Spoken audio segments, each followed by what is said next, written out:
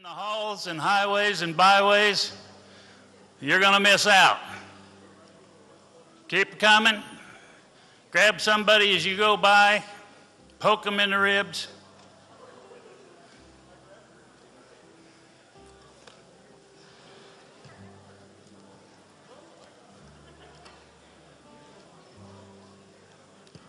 Thank you. Y'all get in here. If your delegates aren't here, you're responsible.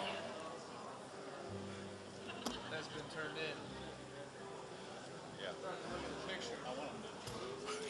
Yeah. Okay. They said Oh. give him enough time to get in here, he said. Yeah. He doesn't want him to miss. Yeah.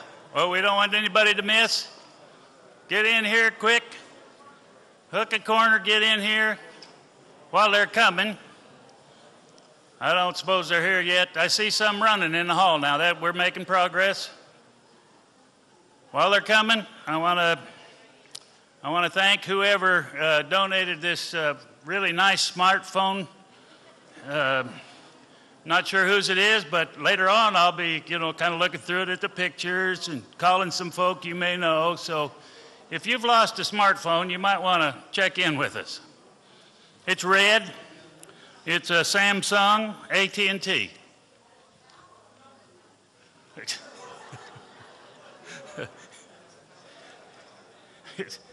Somebody know somebody? Bingo. Oh, yeah, bingo. Bingo. Is there anybody out in the halls? Okay, see, now, I want to brag on you. You've all been doing an absolutely super job. I want to make an announcement that Dr. Cooper was going to make, but I decided I want to make it.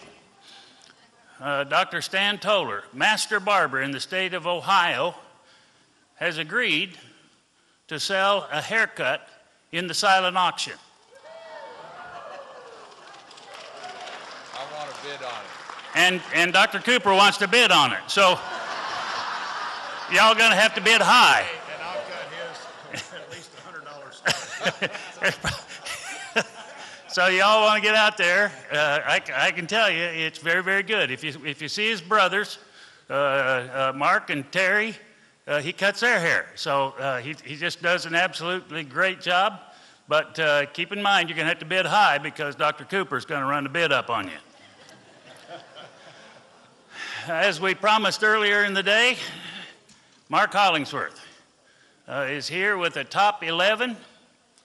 This is the top 11 things that Dr. Toler should have published but didn't. Is that correct? Okay. We want to start. We won't start with music. Y'all came in so good. We're just going to start with Mark Hollingsworth, and thank you for coming back.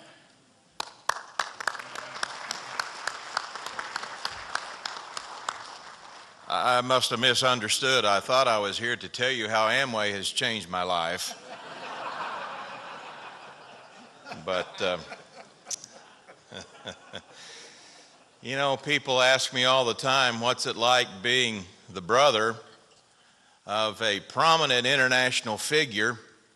And I asked them if they remember Jimmy Carter when he was president. Do you remember Jimmy's brother? Yeah. Yeah.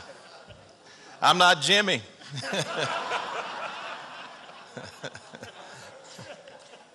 Yeah.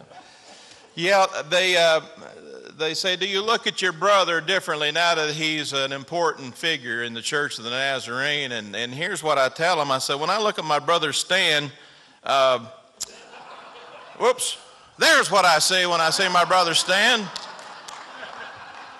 I don't see a general superintendent. I still see that 12-year-old boy that used to sleep on the top bunk in his Magilla Gorilla shorty pajamas. I still see the same old boy I used to have to take a bath with back in West Virginia. Yeah, I had to slaughter a hog to get that image out of my mind. I still see the same old boy that used to shove lightning bugs up his nose and say, look, everybody, I got headlights. My brother Stan.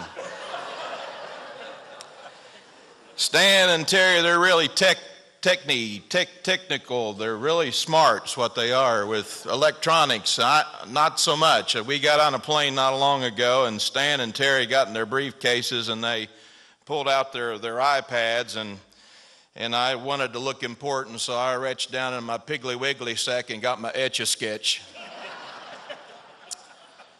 But I did borrow his laptop long enough to find a list that he's been working on, and no one else has seen this. You will be the first to have seen this. Have you heard that Stan has written a book?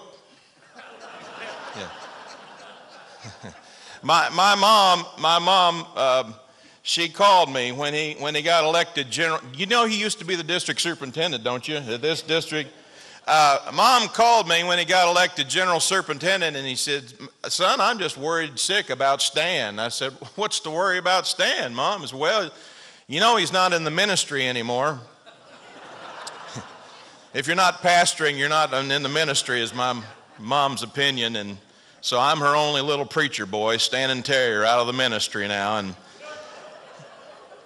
and she said, "You know he's not pastoring Trinity anymore." I said, "I know that, Mom. He got elected district superintendent." And she said, "Well, he's not even doing that anymore." I said, "Well, yeah, he got elected something." She said, "Well, he hasn't written a book in 3 weeks, too." I said, I know, Mom. We've got him on the prayer list at the church." And I said, "Well, what are you concerned about?" He said, "Well, he can't keep a job anymore, is what I'm afraid of." But I looked at Stan's laptop, and I figured out a way. He's written some books that nobody's seen yet, but I'm going to let you in on them because I saw it. You know, he has all these top 10 lists. He's really bumped it up this time. He's gone to 11. First of all, can you read that? Family devotions, have fun with numbers, and Deuteronomy 2. The future ain't what it used to be. Memoirs of a general superintendent. With every head bowed, the deadly sin of peeking.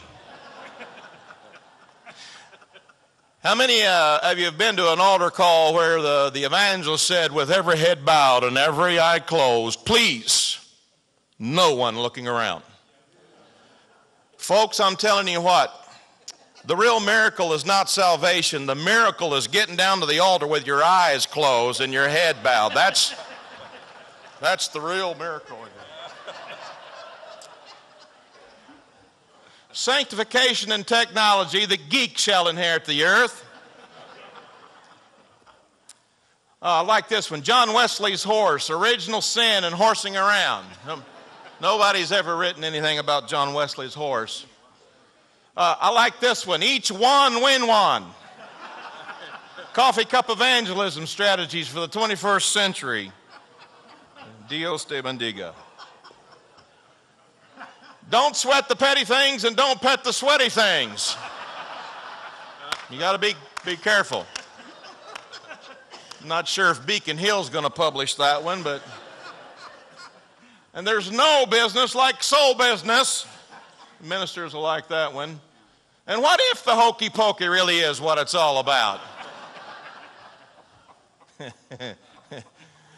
You like this one, Sunday school teachers? How to memorize scripture while you sleep in church. And last but not least, Christian perfection and how I attained it. Dr. Stan Toler, folks.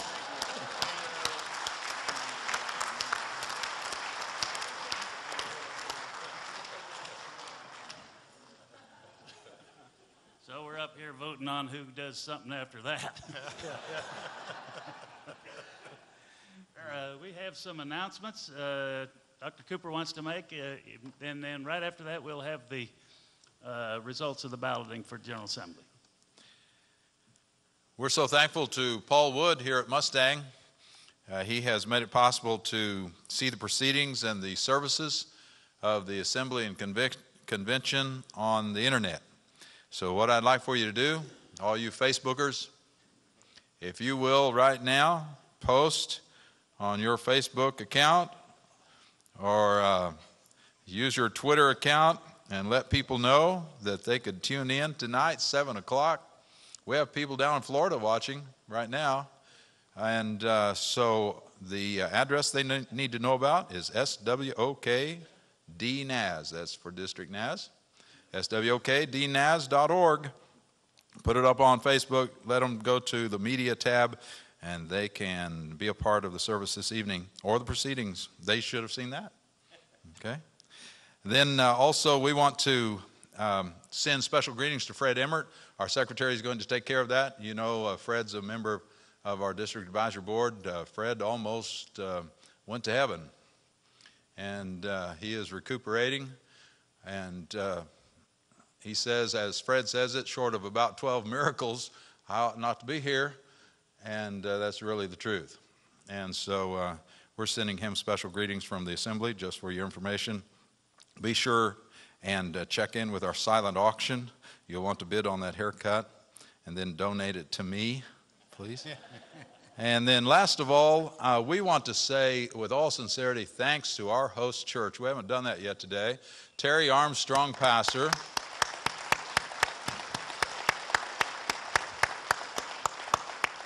And I've seen him working, but he's carrying pitchers of water up here and being a great host. But he has he'll be the first one to say, I have an army of volunteers, and they really do. They were here Sunday afternoon getting ready at about 2 o'clock and have done a lot of work to host us, and we appreciate their hospitality, doing such a great job. Also, along with that, we want to recognize Pastor Nathan Keever from this local church. His arrangement for all of our music and the services and during the assembly. We appreciate so much his investment. So why don't you give Pastor Nathan, where are you, Pastor? Oh, he's right back here running the sound system. Thank you, Nathan. Thank you very much. All right, we're ready to hear the report from the General Assembly delegates for ministers. With your permission, this next ballot, the following ballot will be limited to 12. And with your permission, I'll just read the names of those 12, and then we'll record the number. I'll read the names and the votes on those 12, and we'll record the rest of those. If you want to know about them, you can come ask me. Is that okay with everybody? Okay. Jim Hill, 31. Blair Spindle, 11. Terry Armstrong, 45. Kelly Griffith, 16. Dan Meek, 13. Chip Perkins, 21. Terry Toler, 21, Terry Cobb, 13, Brent Hardesty, 16, Paul Metcalf, 11, Gabriella, I did the same thing, Gabby Rodriguez, 17, and Craig Shepard, 11. And then for the lay delegates, gentlemen in the back there, we'll be ready to put these up in just a minute if you can. On the lay delegates, the next ballot will be for 9. And it will be the electing ballot. Tim Bailey, 32. Lee Kennedy, 41. Rick Powell, 89. Kathy Buchanan, 34. Fred Emmert, 44. Jason Gunner, 34. Donna Kazee, 49. Paul Nance, 35. And Anita Shepard, 37. All right, if we can have the names for the next ballot for the ministerial delegates put up. Thank you. And Board of Tellers number 1, if you would come quickly again. And while they're coming, this is vote for 2. And you'll vote with pencil. Vote for 2, and vote with a pencil. Would the delegates of the assembly please stand?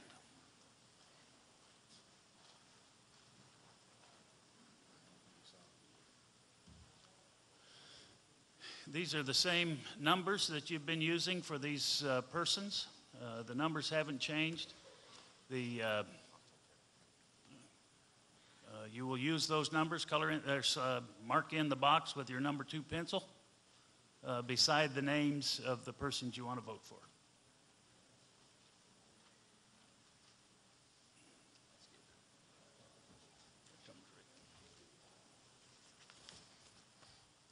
You can be seated once you receive your ballot.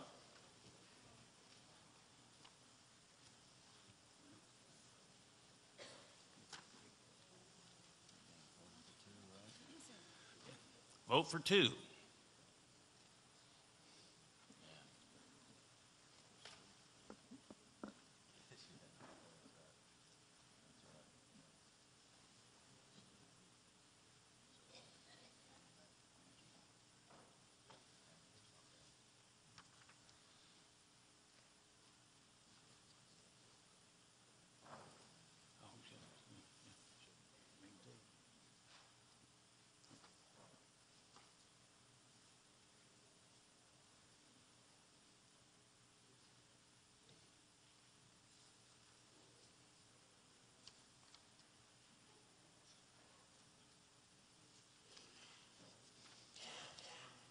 Pass those in. Vote for 2. Use your pencil. Pass those in to the end of the aisles as soon as you get them, and the tellers will pick them up.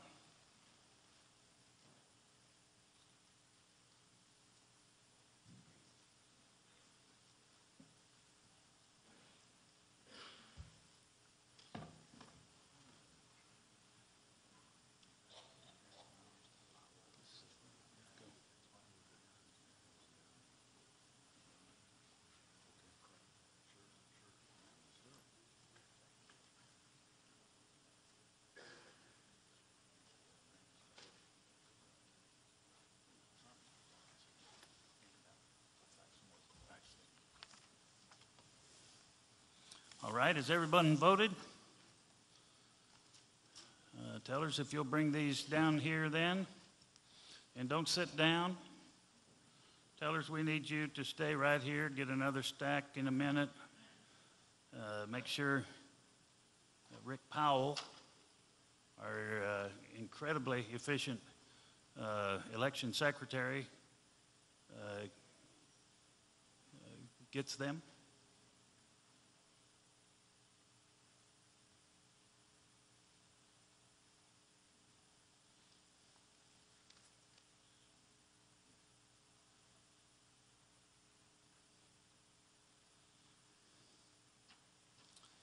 All right, would the delegates please stand? We'll be voting for the lay delegates now.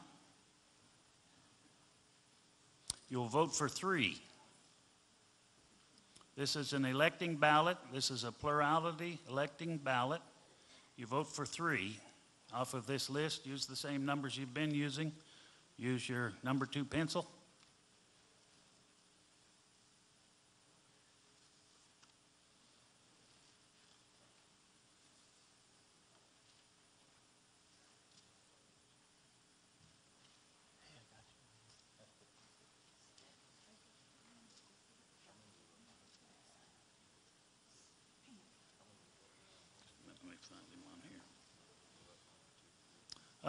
Excuse me, on the screen, on the screen you have 2 mistakes.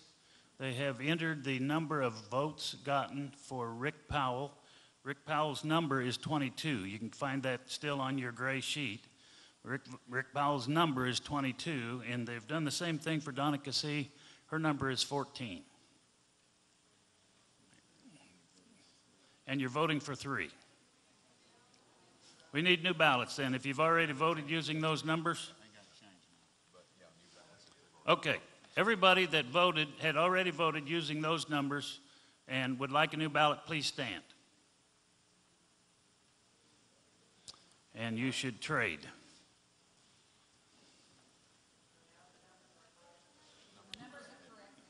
The numbers are correct now. Thank you. And thank you to these. They're up there now, correct, and they are in your in the ballot you have, the printed ballot you have, the gray printed ballot you have. The numbers have always been correct. It was just an error that was put up on the screen briefly.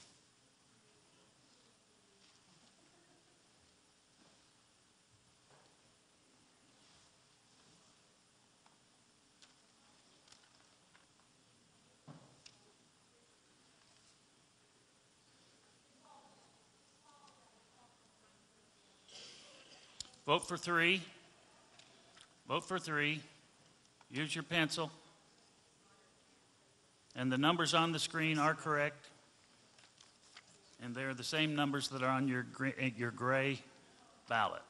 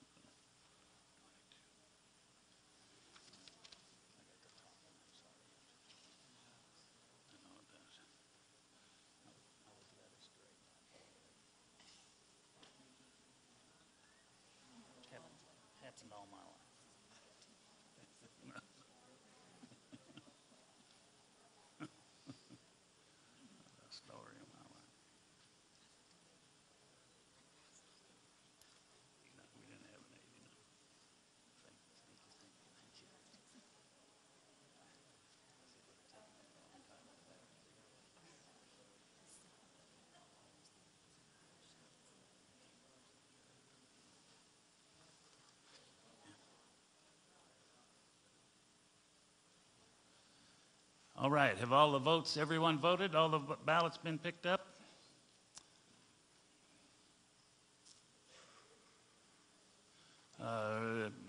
Secretary Powell, if you would, we have about 5 or 10 minutes worth of work here, and then we're going to want to take another ballot. We'll use the Board of Tellers 2 for this, if you can be back for that.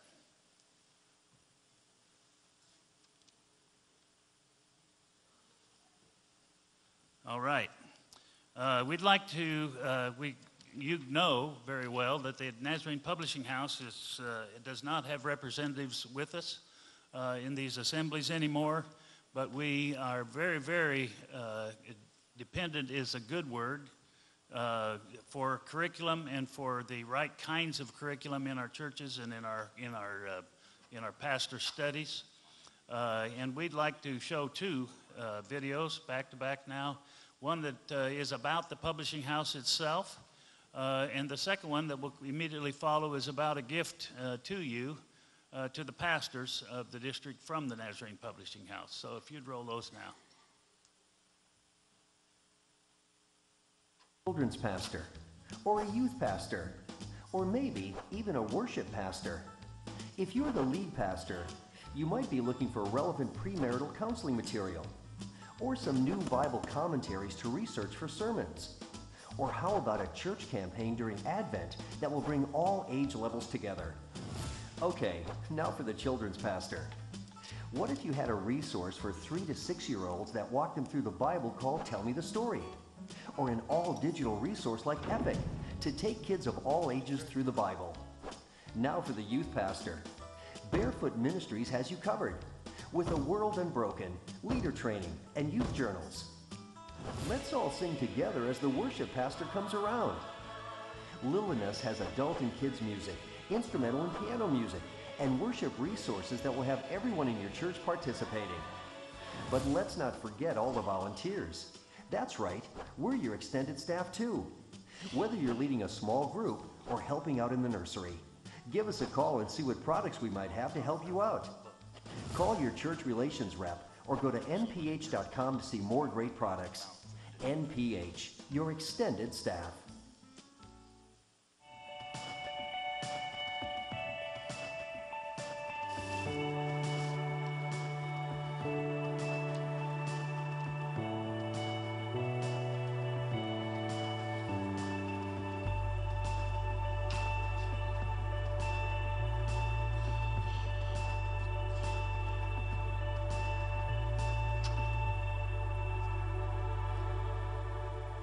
With my 2 days, I'm going to volunteer with the Lead to Read program in the Kansas City School District. I know that we're fighting illiteracy, and these kids are in underprivileged areas, and they're not getting this help at home.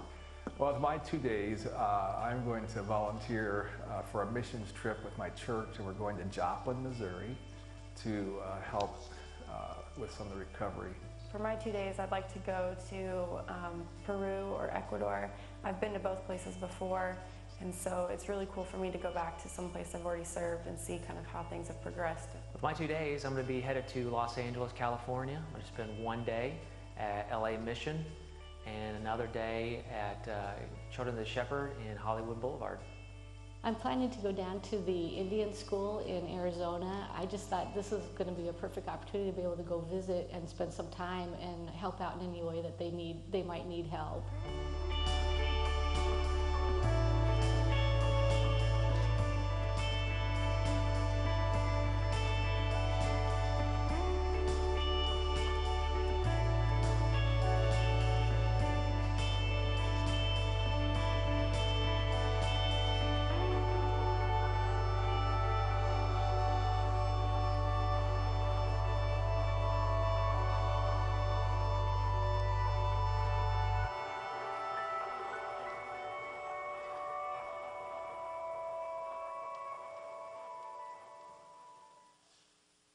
Thank you for your support. They're going to run the next one. Got a third one, all right? Let's do it. No.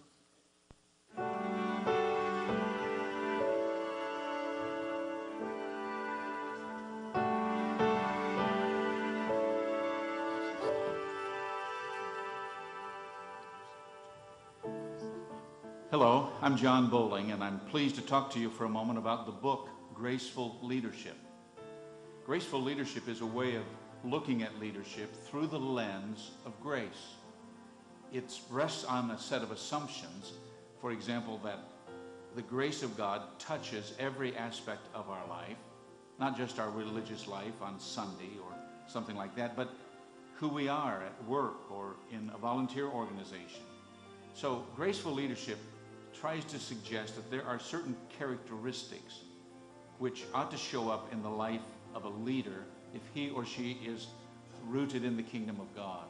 And that difference is the difference of grace. Graceful leadership assumes that leadership then in the kingdom is fundamentally different than leadership as it might appear in business or in politics or in government. There are many similarities, but there is that fundamental difference, and the difference is the Spirit of God at work in our life. Graceful leadership assumes that we can come to a better understanding of leadership, and I think that's true. In reality, every person is a leader. Sometimes we think of leadership as simply being restricted to the person who is a CEO or the president of an organization. But in reality, every person is a leader at home, at church, in a volunteer organization. All of us are called upon at different points in our life to lead and to help organizations find their fulfillment. And in doing so, we can live out our faith in Christ in some new dimensions as well. So graceful leadership pulls together a cluster of 20 different characteristics that help us see what leadership is like when viewed through this lens of grace.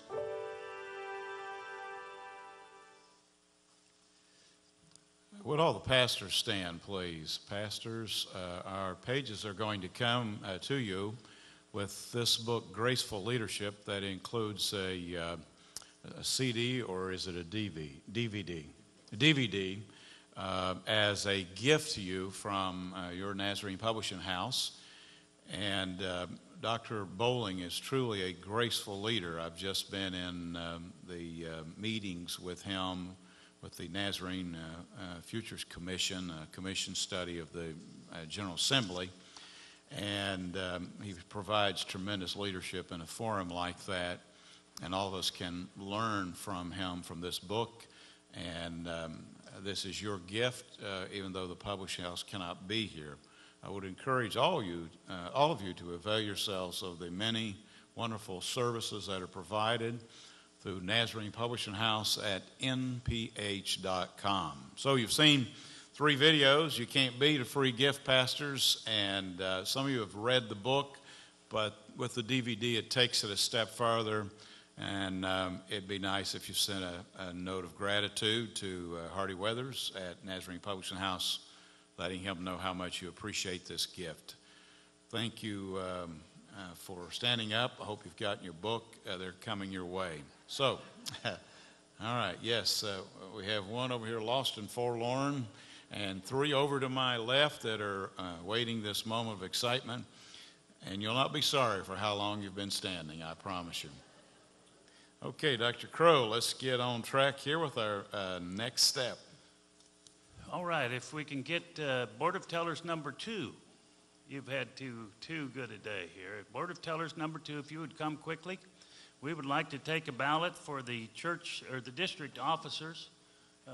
Many years, the only ballot we take is this one ballot, and we still have several ballots left today for others. But Board of Tellers number 2, as delegates, you will find in your packet a yellow sheet with. You may come across, it may have pictures. You'll see pictures. There are 2 sheets stapled together. One of them is black and white and with pictures. The other one is a yellow sheet. And the yellow sheet is the actual ballot. The pictures on the black and white print provide you with a little bit of information about these delegates, and a picture in case face recognition works better for you than name recognition. And would the delegates please stand?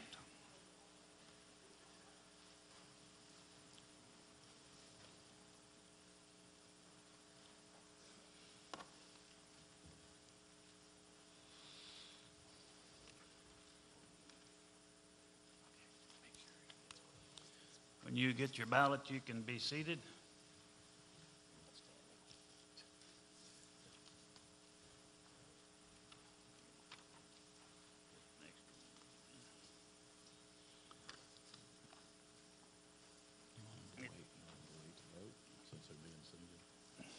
Go ahead and be seated. You might want to wait to vote till we get some more instructions. I hate to interrupt the tellers as they're trying to get information to you or get your ballots to you. We have several sections on this ballot that you'll want to vote. Each one of them is clearly marked about how many you are to vote for. And I think we're very close to having ballots to everyone.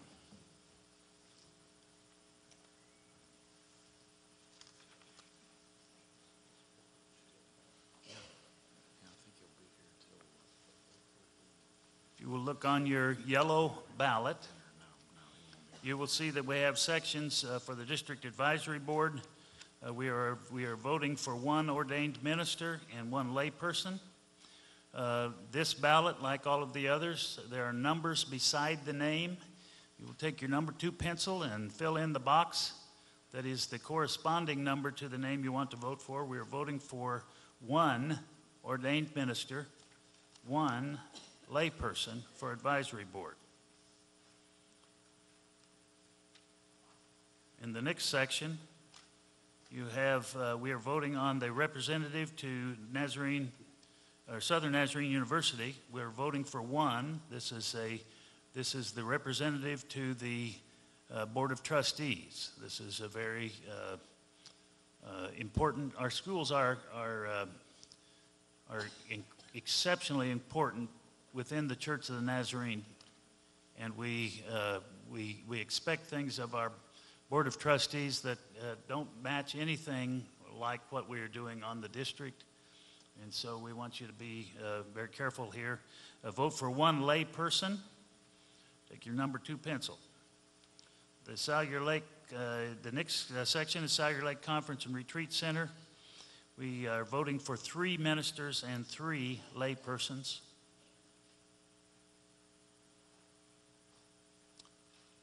Keep in mind, persons can be elected to more than one position or one section.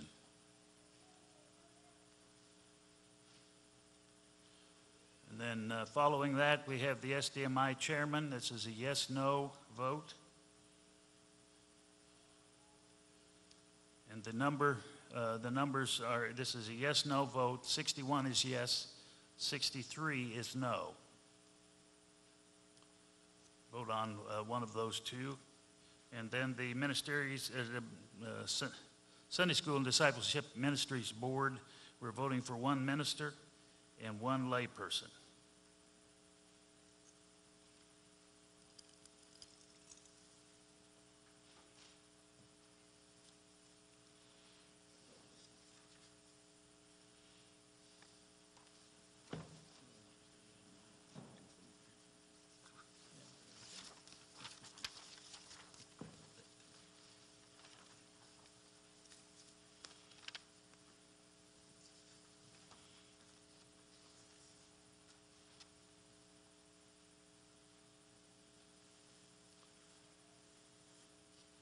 Some are finishing.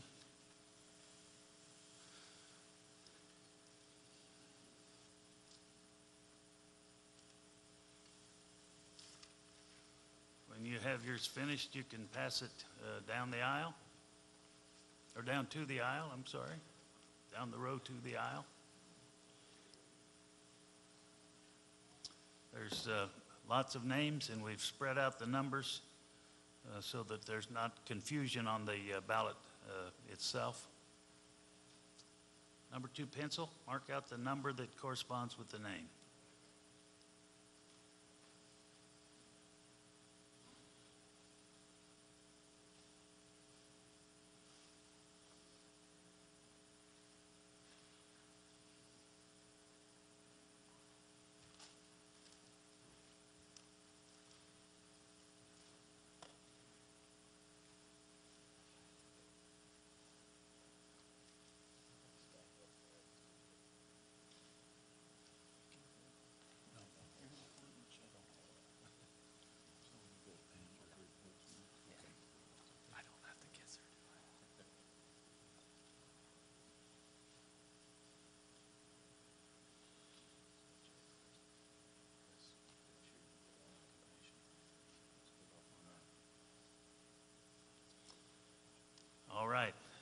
think we're making big progress here.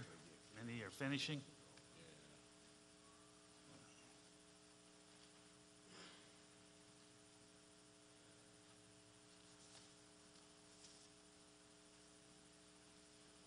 I want to thank both boards of tellers. It is important work. It is the kind of work we wouldn't be able to get this process done efficiently without you.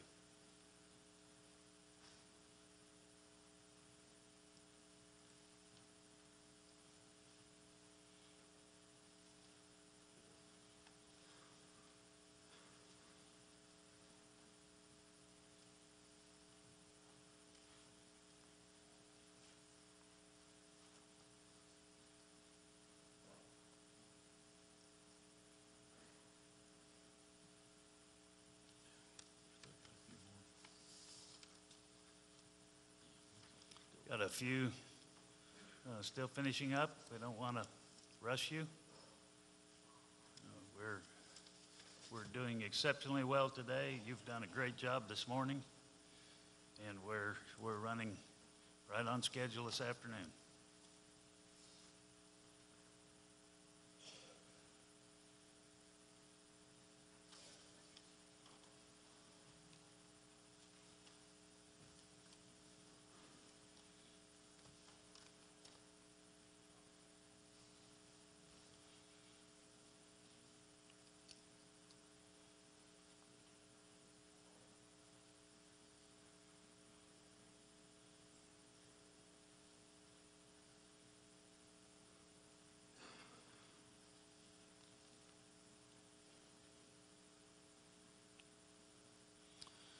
I want to especially thank Rick Powell. This is a really hectic year to be doing this. Rick, we want back next the General Assembly delegate ballots. This particular ballot can wait. We can hear this report anytime today. All right. We'd like to, are you still waiting on a ballot there? Okay.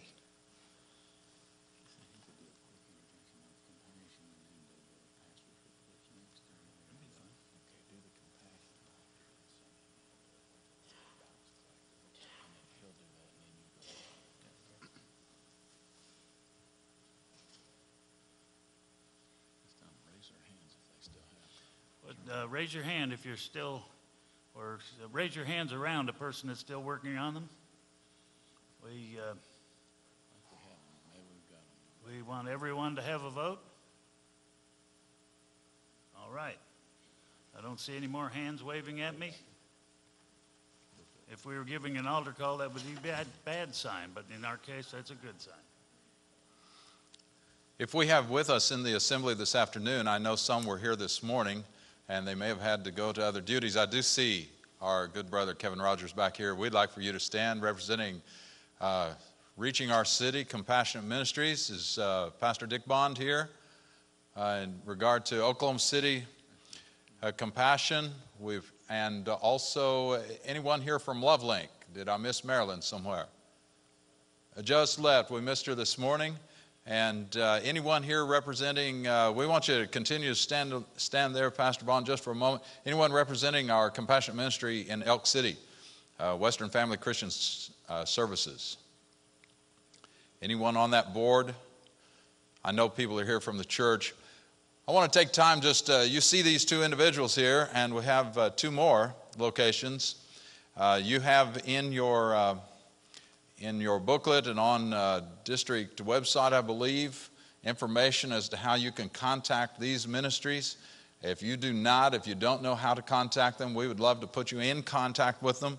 They're doing a vibrant and vital work in our city, and we would love for you, as your local churches look for mission opportunity and ways to get your people involved in service, which builds team within your local church, has so many side benefits beside the ministry that you go to, but it builds a team within your local church. It raises the vision of missions in your local church.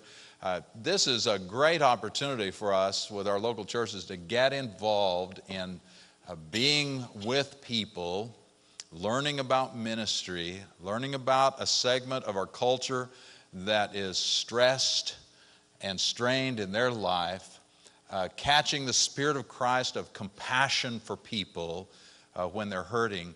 These are wonderful opportunities. I encourage you to hook up with these two fellows and Marilyn as well, and become involved with a team, with individuals going to these locations. They would love to talk to you. You gentlemen have information in the entry.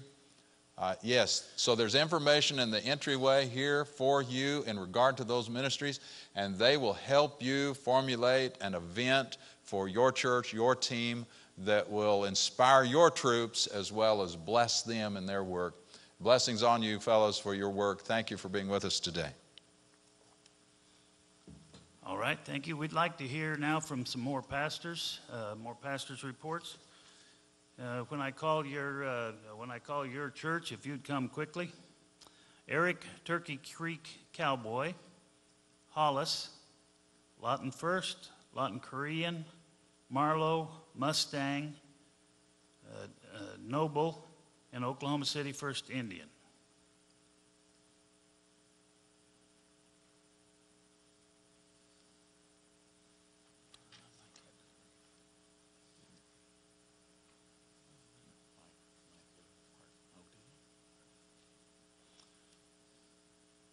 Lee Malden from Eric Turkey Creek Cowboy. It's a new name and a new direction to give us a report. Their board members, there's their delegation here to stand with Lee. Me. You and your wife. And there they are, right there. You got more people here than you thought, Lee. Well, I'm just glad they claimed me today. I got one question. Don't start my clock yet. I got a question. Can I get you to sign that book that we just got again? Yes, I'd be glad to sign it for Dr. Bowling. Oh, I thought you wrote it. I'm sorry. He signed some other books. I just thought he'd sign that. I guess you can start my clock. I'm in the doghouse now. If you look through the book, you probably saw we are going to sell the property in an effort to not streamline, but look more like a cowboy church. And I felt like I was in a commercial all day because everybody's been talking about change and starting over, and that's what we're doing. And it's a learning experience. And I'm watching things happen I never thought I would see, much less live through. And I was wondering a while ago, well, what am I going to say? Because a lot of stuff just doesn't, outward signs just not really there. And then I thought, well, I'm getting to watch one church move into and become a different church. And at quite an expense for some people. Some of them's been there since 1943. And they've been in the current building since 85. And it's a very important place to them, and yet at the same time they are going through this with a little bit of grief and a little bit of mourning, but they understand the reason and the purpose. I would appreciate all prayers, and I asked already, so I'm going to do a commercial or advertisement. Any musicians or singers that are willing to be in a band, whether it's one time or continual, or just show up any Thursday evening or Sunday morning, just let me know. Thank you. All right, thank you. Hollis, Jim Fishback. In Hollis, we're just coming off a terrible year. I would never have thought that weather could affect a community, but it just seemed like with the awful drought that we had last year. I mowed my yard the first mowing in the spring of last year, and it never turned green again. So we lost cows and all kinds of things, but it did have an effect on the community. But one thing that we did get accomplished this past year that was an absolute miracle is, as you know, we had a building program. We started about 2000, I believe it was. We got through in 2003 and moved into the building. We had to borrow somewhere between $160,000 and $180,000, and we paid it off in November. And so that was an absolute miracle that we were able to do that. Yeah. The Lord is blessing us. Thank you. That's a hand for God, right? The Lord is blessing us in our services. We're having some really good services and are looking forward to the days ahead, expecting God to work miracles again. Thank you. All right. Lawton first, Wendell Buck. Well, it's been an interesting year. We've been Zooming. About 60 women met through the summertime, and our fellowship hall was rocking. I never watched, I just heard it. And we was able to serve them for 3 or 4 months while they were looking for a permanent place. We have reached out to our school again this year. They will be coming, our church is a place where they come for shelter in a storm. And we'll be handing out gifts to them. We're going to cook for them in another month. I have the picture of every one of the teachers they sent me so we can pray for them at Christmas time. I talked to the principal this last week. We was able to help them buy supplies this last fall, and they said that freed them up to where they could use money for other things. Took a lot of pressure off. We're a place where one of the private schools have come to do their programs and things in our church. One of the people that was at it last week or week before last said that if they was ever going to go to church, they'd like to go to church that would reach out and help their community like we do. And the big thing, them are all big things, but the really big thing is Dr. Cooper mentioned it. About 4 weeks ago, Fred Emmert was in the hospital getting an angiogram. I was there waiting. When they said cold blue in the cardiac lab, I knew a vein an artery had burst. I'd never seen anybody survive it. The doctor came out and said, less than 1% chance. He did survive. He was without blood for 10 to 15 minutes to his brain. He should have been very badly brain damaged. For the shape he was in, he's in miraculously good health. His brain is okay. Everything is okay. He was out doing things he shouldn't have done Saturday, mowing. But God is a God who's a healer. Amen.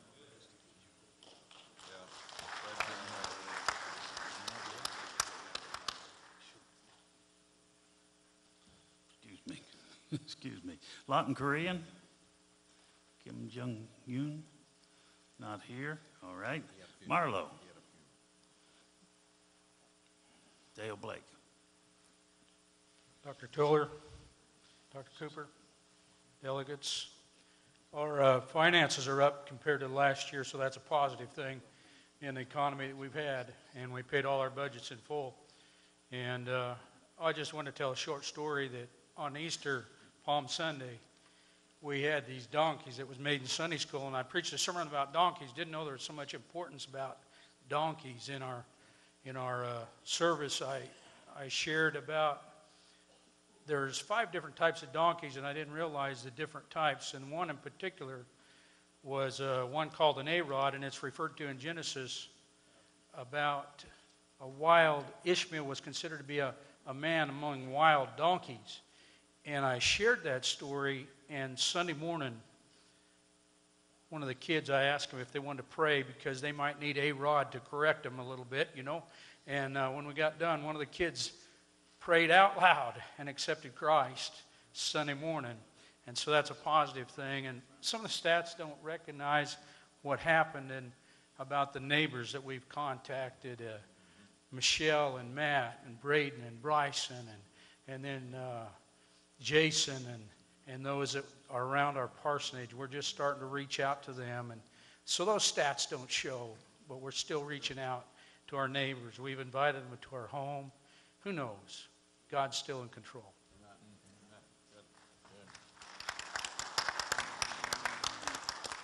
Mustang, Terry Armstrong.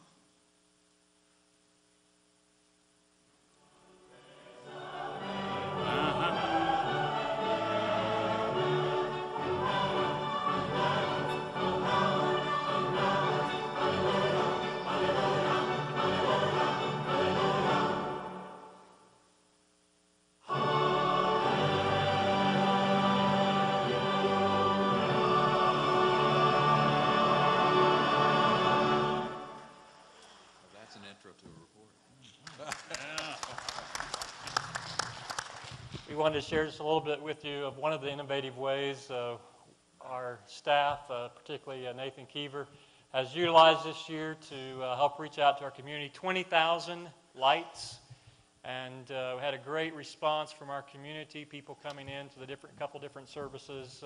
We look forward to next year. I think there's another 20,000 already been purchased. At least that's kind of what I'm hearing in the office. A lot of lights, a lot of different ways that we're trying to do and fulfill the mission that God has called us to. A couple of other things, prayer emphasis. We believe that prayer is critical to the life of our church. You'll see here, I have the opportunities of giving you visuals. We have these prayer bowls here. I was just sitting there looking at them, thinking about one particular time during the year. One of our older ladies had come up and placed a prayer request in the bowl. It was for her, I believe it was for her great-granddaughter. And it actually kind of stood on didn't fall all the way into the bowl. And we were getting ready to pray, and while I walked down by there, it was just like the bowl sucked it up, and the prayer request fell. And just during that week, there was a very special answer for that little great-granddaughter that the Lord touched and did some miraculous things. And so we extend to you an invitation. You're welcome at any time, assuming that Dr. Toler or Dr. Cooper don't mind. If you'd like to come up and put a prayer request, there should be little prayer request pieces of paper in your pews. And we just have people come up all times, and the kids love it. While I'm preaching, they oftentimes, particularly on Sunday nights, I stand right down here, and oftentimes there will be kids come walking up during the sermon, and they'll crawl up there and put a prayer request in. So you're welcome to. On Wednesday nights, our prayer and Bible study group, they take the bowls back into a room that they meet. They pray over them. On Wednesday nights at 6 o'clock, Brett and the youth staff and a couple of our ladies in the church spend time praying, and praying particularly for our young people. We believe in prayer. It's a real joy. I'd like to ask in these last 10 seconds for my congregation to stand. Is that all right? Stand up. Thank you. I appreciate them, our delegates, and all of my staff work. I don't like the clock. You gave them a new idea. It'll probably show up Sunday morning. Yeah. It probably will. It probably will. Wayne Stark from First Indian. In the early 70s, two little boys started coming to Central Church back then, along with several sisters. And some of the college students, some of the college fellows who were working with us dared to take those two little boys out to Bethany Nazarene College on Sunday afternoons to take showers, to run the halls of the dormitory and so forth. But the little boys, as they grew up, didn't stay in the church. And Frankie, along with several of his sisters, became quite involved in alcohol, drugs, gangs. But their mother, then just a few years ago, started attending First Indian Church. And a few months ago, Frankie had a stroke and ended up in the hospital in fairly serious condition. I went to visit him several times. He was out of the hospital a few weeks and then went back with more strokes. And his mother said to me one day, "Frankie wants to be saved." The seed had been planted years before. And so I went to the hospital and I talked to Frankie, and from his stroke-affected speech, he did communicate to me that he wanted to stop following the devil and start following Christ. We prayed with him. He accepted the Lord. And I saw him Saturday. He still has a clear experience with God. Amen. Amen. Thank you. Thank you. And now we'd like to have the delegations from all of these churches stand. There they come. And we want to thank you especially for your work and for being here today. Thank you, thank you. All right, we have a report of the ballots for General Assembly delegates. It gets a little less complicated in the back room as the group we're voting on gets smaller. For the delegates for General Assembly that are ministerial delegates, I'm going to read the next ballot for the ministerial delegates will have 6 names on it. I'm going to read the 6 names and the votes they got, if that's all right with you. Jim Hill, 40. Excuse me. Okay. Jim Hill, 40. Terry Armstrong, 45. Kelly Griffith, 27. Chip Perkins, 29. Terry Toler, 29. And Gabriela Rodriguez, 33. The next ballot that we will be handing out here in just a few minutes will have those 6 names on it, and we'll be voting for 2 again. On the electing ballot for lay delegates for General Assembly, Tim Bailey, 42, Lee Kennedy, 50, Rick Powell, 101, Kathy Buchanan, 35, Fred Emmert, 45, Jason Gunter, 40, Donna Cassie, 61, Paul Nance, 47, and Anita Shepard, 41.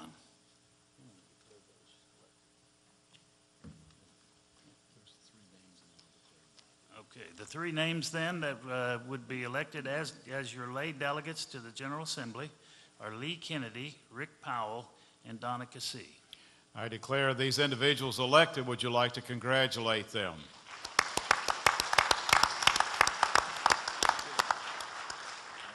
All right, if we could have, let's have Board of Tellers number 2 come again. They're very capable and very good. If you'll come quickly to the front. We're going to distribute ballots. Board of Tellers number 2. For some reason, Board of Tellers number 2 doesn't look as big as Board of Tellers number 1 did. Maybe some didn't.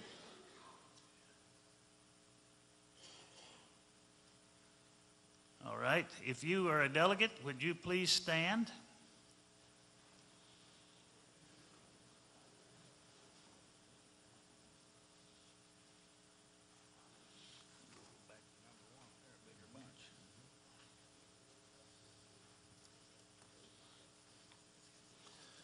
If you would go ahead and put the ministerial delegates to be voted on, the 12 names on the screen, or the 6 names on the screen. Thank you. I was counting. 6 names on the screen. There they are. As you get your ballot, you know what to do. I'm going to explain it again several more times. We will be voting for 2. We are allowed a total of 3 ministerial delegates, including our district superintendent. So we are voting for 2 at this time. We have 6 names. And the election, this is an electing ballot by plurality. Vote for 2. Use these numbers, names and numbers that you have on your screen.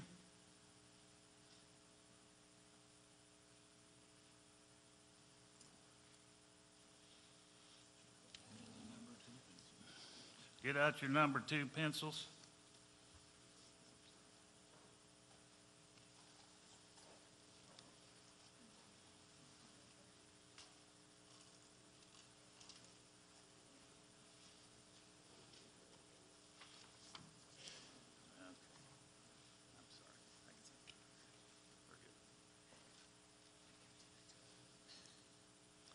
All right, there's some with their ballots up and ready back there. Board of Tellers number 2, if you can pick them up as they get them ready. We're running right on schedule, maybe a little ahead of schedule. We're not trying to rush you. Vote for 2 with your number 2 pencil.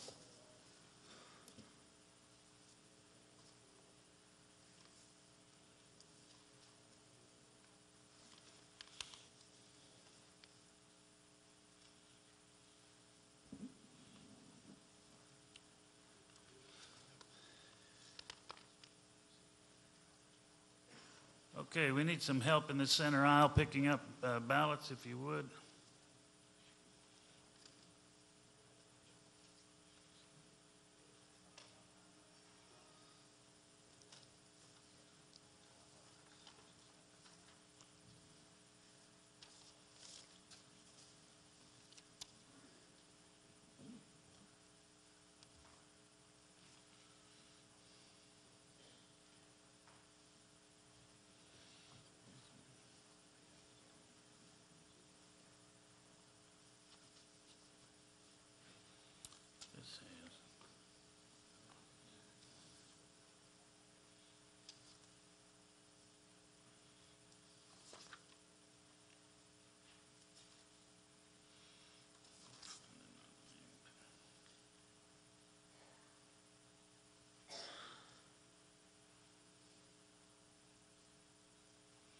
I have made a mistake in announcing this is an electing ballot. According to the nominating committee report, the fourth ballot, this ballot you're just taking, your voting will be the same, doesn't change that. This one will be to reduce it from the top 6 down to the top 4.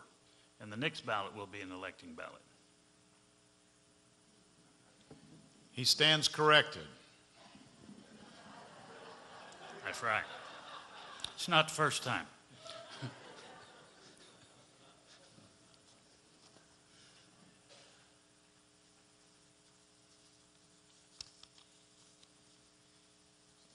All right, they're all in and ready. Let's go back to Board of Tellers number 1. It's a bigger group.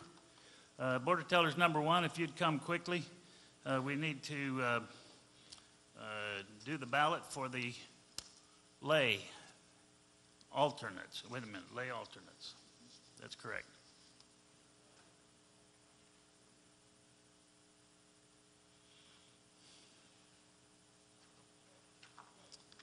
You'll be voting for 3.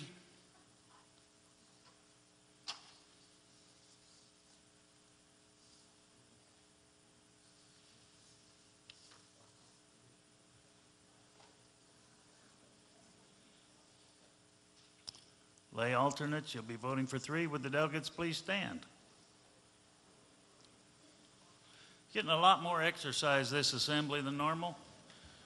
Doesn't feel too bad. I feel kind of sorry for you that aren't delegates.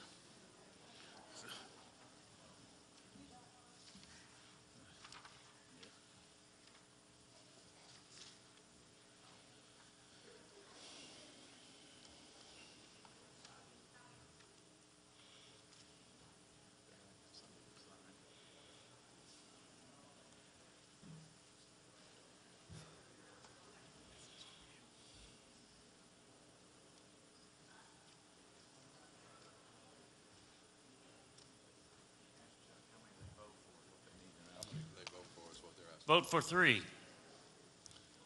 Vote for 3. We have an equal number of alternates to the number of delegates we have, so we vote for 3 in this case.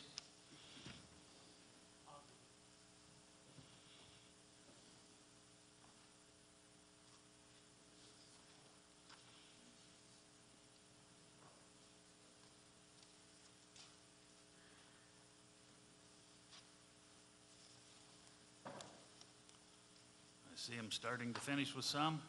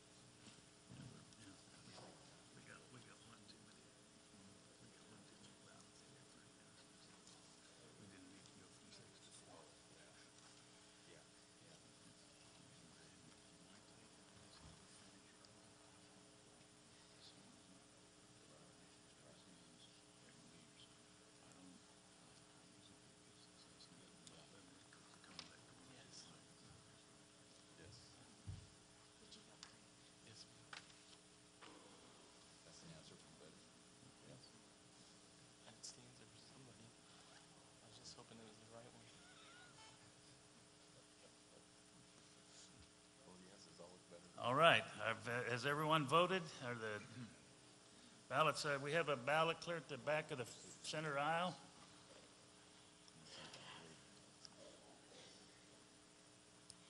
There they come. Thank you, thank you. We'll dismiss our election secretary and his team to bring us a report. All right, we have a video from Pensions and Benefits.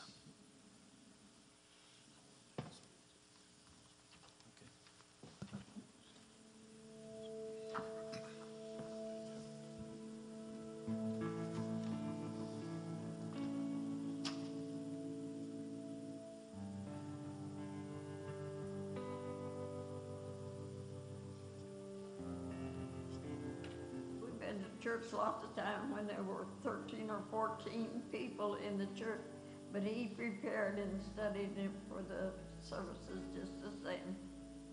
My husband has been gone, well, almost 4 years now. Pensions and benefits have always been important to my husband and I in the ministry. It was one of the budgets, as far as my husband was concerned, that was as important to be paid as the district budget or whatever the other budgets were. And they've always been kind, they've always been at hand, they're part of the church, and what would preachers do without them? Now that I'm a retired preacher's wife, I get my check every month, I depend upon it like I was a working person. For all these churches and for all the benefits and all of the offerings that come through the small churches, the large churches and all. I want to thank them all for making this life possible for us senior pastors and pastors' wives. It's been a good time in service to the Lord.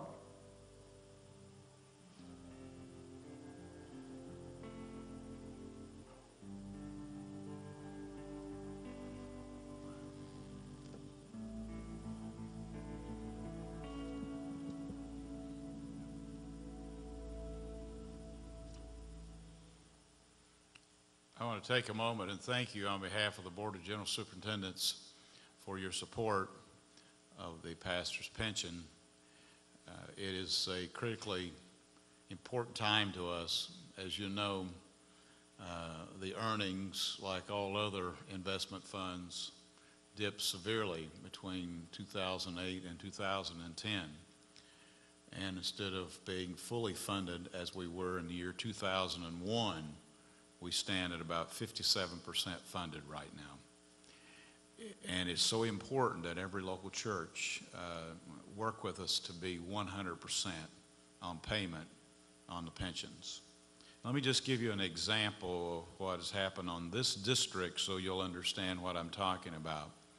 Churches on this district paid into, this is via Southwest Oklahoma District, paid into the pension fund $105,438, and the amount paid out for retirement and insurance and benevolence assistance to these retirees was $332,648. $105,438 paid in, $332,648 paid out to these 14,000. Not to the 14,000 retirees, but to retirees on Southwest Oklahoma. And so you can see that when our earnings are down and then we have not made full payment in local churches and on districts, that we're in a real battle for this pension to survive. And we owe it to those who are retired to keep our promise and to be faithful. And when I was a pastor, and I know the people from Trinity will verify this, all my years at Trinity, we paid at least 3 other churches' pension in full whenever we found churches that had not paid.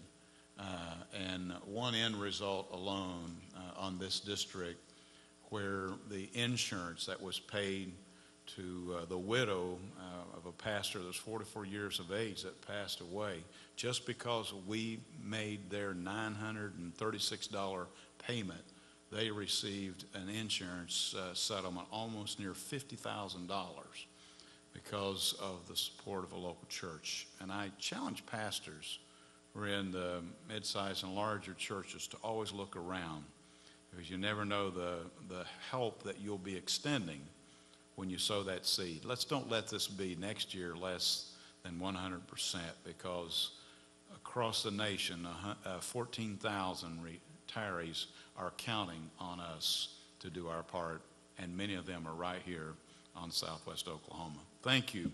Thank you for your generosity. Thank you for what you've done, but thank you also for what you are going to do. I want to come back next year, and I want to hear that it's 100%. Will you do that? Thank you so much. Excellent. We have now a report from the ballot for the district officers. This is the yellow sheet, if you want to maybe make some notes on that as we go. The report for the district officers and committee members and representatives. This is on the yellow sheet. For the ordained minister on the district advisory board, Terry Armstrong, 97, Terry Cobb, 28, Paul Metcalf, 33. For the lay person on the district advisory board, Tabitha Danley, 51, Carol Fulks, 48, Myrna Latham, 53. For the board of trustees representative, Greg Germond, 45, Steve Livingston, 65, Jason McWilliams, 42. For the Salyer Lake and Conference Center Retreat Center Board, Wendell Buck, 76, Kim Drabenstadt, 70, Larry Hunter, 100, Mike Murray, 97, Richard Schneeberger, 79, Kim Young-Yoon, 42. For the laypersons, Greg Germond, 75, Mel Jurgens, 58, Steve Livingston, 79, Bobby Rader, 83, Gary Russell, 76, and Milton Voiles, 48. For SDMI chairman, 144 yes, 6 no. For ministers on the Sunday School and Discipleship Ministries Board, Philip Ennis, 25, Eddie Stark, 78, Paul Stroud, 51. For laypersons on the Discipleship Ministries Board, Darren Weisenbrod, 36, Michelle Sockett, 52, Nettie Stroud, 67. Those that would be elected based on these numbers are Terry Armstrong for the advisory board and Myrna Latham, layperson for the advisory board. For the Southern Nazarene Board of Trustees, Steve Livingston. For Salyer Lake ministers, Mike Murray, Richard Schneeberger, and Larry Hunter. For laypersons, Steve Livingston, Bobby Rader, and Gary Russell. For SDMI chairman, 144 yes, and which is a yes. For the representatives on the board, Eddie Stark and Nettie Stroud. All right, we declare those individuals elected. Let's congratulate them accordingly.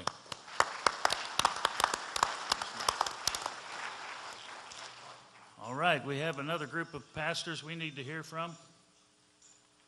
I want to really not thank the person who gave me this, but you missed a call from home. Just in case you're curious, you missed a call from home. Well, I hope that's not important. All right, pastors from Group 3, Altus, Clinton Hispanic, Oklahoma City May Avenue, Oklahoma City Portland Rosa DeSharon, Oklahoma City Providence, Oklahoma City Rock, Oklahoma City Western Oaks, Oklahoma City Woodson Park, and Waurika. Please come. And we'll start with Altus. They're calling back. We're missing another report from home, call from home. They may be trying to find their phone, so I was just going to let it play for a moment. If you're looking for your phone, we have it up here.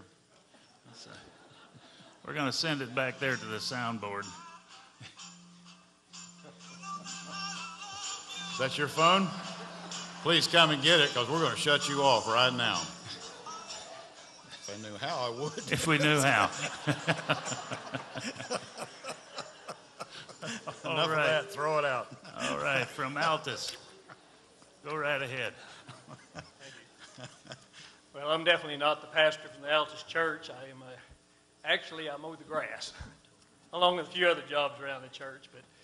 But, you know, as a layman, it takes us usually about 3 years to train a pastor.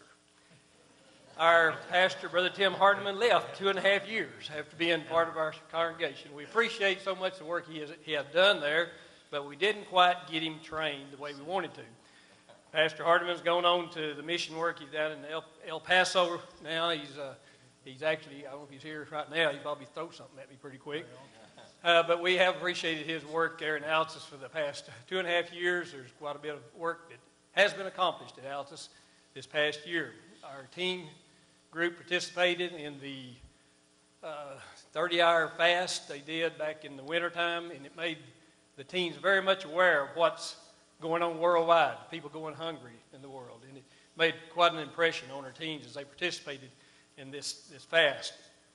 And we have a tremendous women's ministry in our church, probably one of the highlights of our church right now. We have Pat Duckworth is in charge of our ladies' ministry.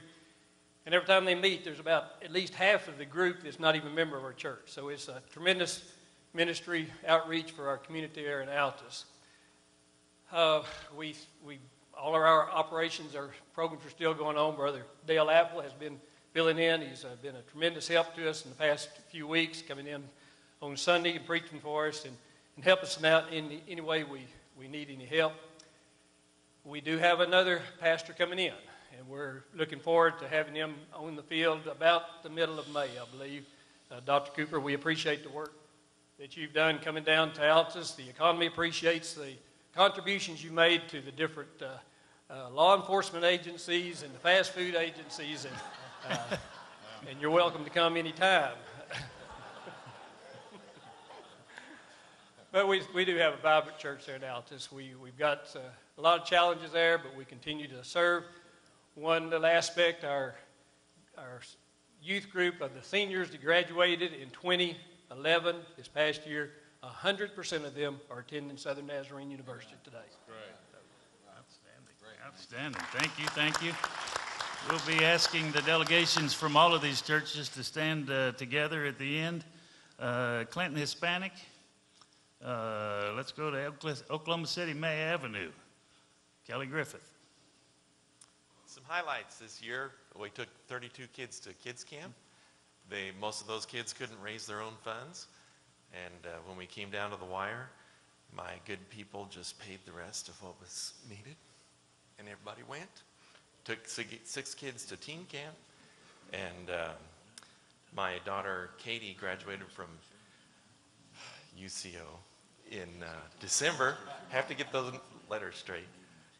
With a degree in marriage and family. And she had been working toward starting an after-school program in our church. And she did her preceptorship with Kristen then Pickard at First Indian after school, and we started that up in January. So we have 12 kids going to that.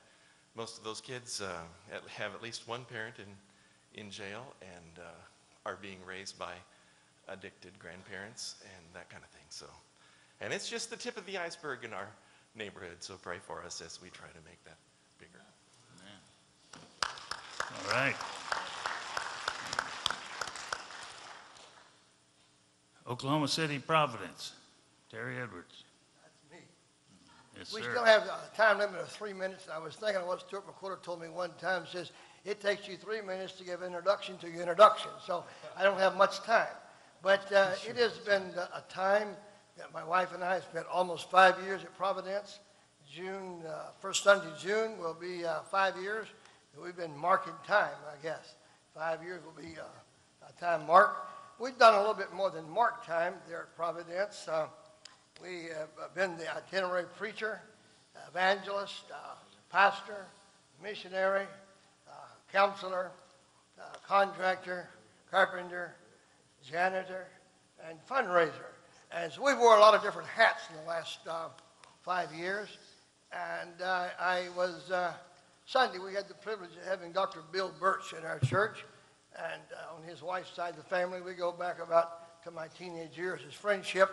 And I mentioned to him something Sunday, and I didn't know exactly what I was going to say today coming out here. And I told my wife, be quiet while I think, while I drive. So, not everybody tell your wife to be quiet. You get by with it. But I was thinking about what I told Bill Birch. I said, our time at Providence kind of reminds me of the classic movie of Harvey and Jimmy Stewart. He had this 6'8" rabbit that he went around with, talked to all the time, and nobody could see the rabbit except Jimmy Stewart. And it was his best friend. He had confidence in him, and he really enjoyed time with this rabbit. But nobody could see the rabbit except Jimmy Stewart.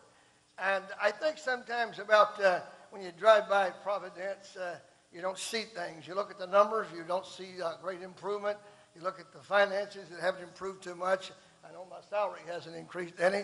And I look at the thing and I wonder, when you drive by, it's like that 6'8" rabbit that's white that just nobody could see. But we have made progress, and we are a church that's in process of progressing.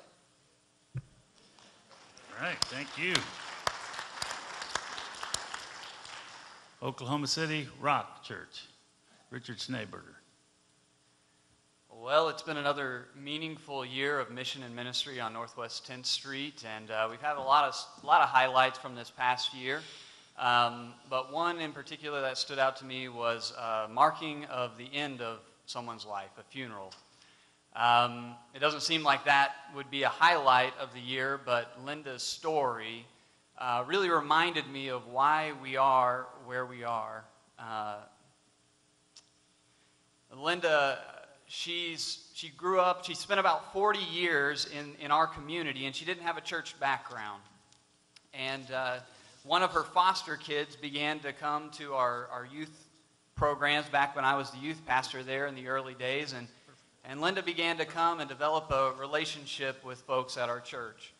Over time, she came to Christ. She was discipled. In fact, towards the end of, we didn't know it was going to be the end of her life. It kind of happened suddenly. Towards the end of her life, she shared with me that this was really the first place that she had a pastor and someone who discipled her and helped her to know Christ. Over time, she grew into leadership. She became our church treasurer for 3 years. And all of a sudden, just before her 61st birthday, she developed a blood clot and passed away suddenly without any warning. And we were reminded, we did her funeral there at Rock, and it was actually one of the largest crowds that we've ever seen gathered there. There were almost 300 people, even though it was the day after Christmas. And she had a significant impact on the community, on people around her. We actually just recognized her with a Distinguished Service Award on Easter Sunday, and all of her family was there to recognize her. But I was just so thankful that God used us to be a part of her story, to help her find Christ and come home to Him before she went home. We also had a lot of highlights with our teens, as you heard from Marcus the other night. They went on a work and witness trip. We sent about 11 down to Fort Worth to work in the inner city there, which is kind of funny. It was so impactful to them because it was like the same neighborhood right around us. But they had a good time serving the kids and going down there, and it really made an impact on them. And there's been a lot of growth among our youth, not just growth in numbers. There's about 30, 35 kids on Wednesday night, teens.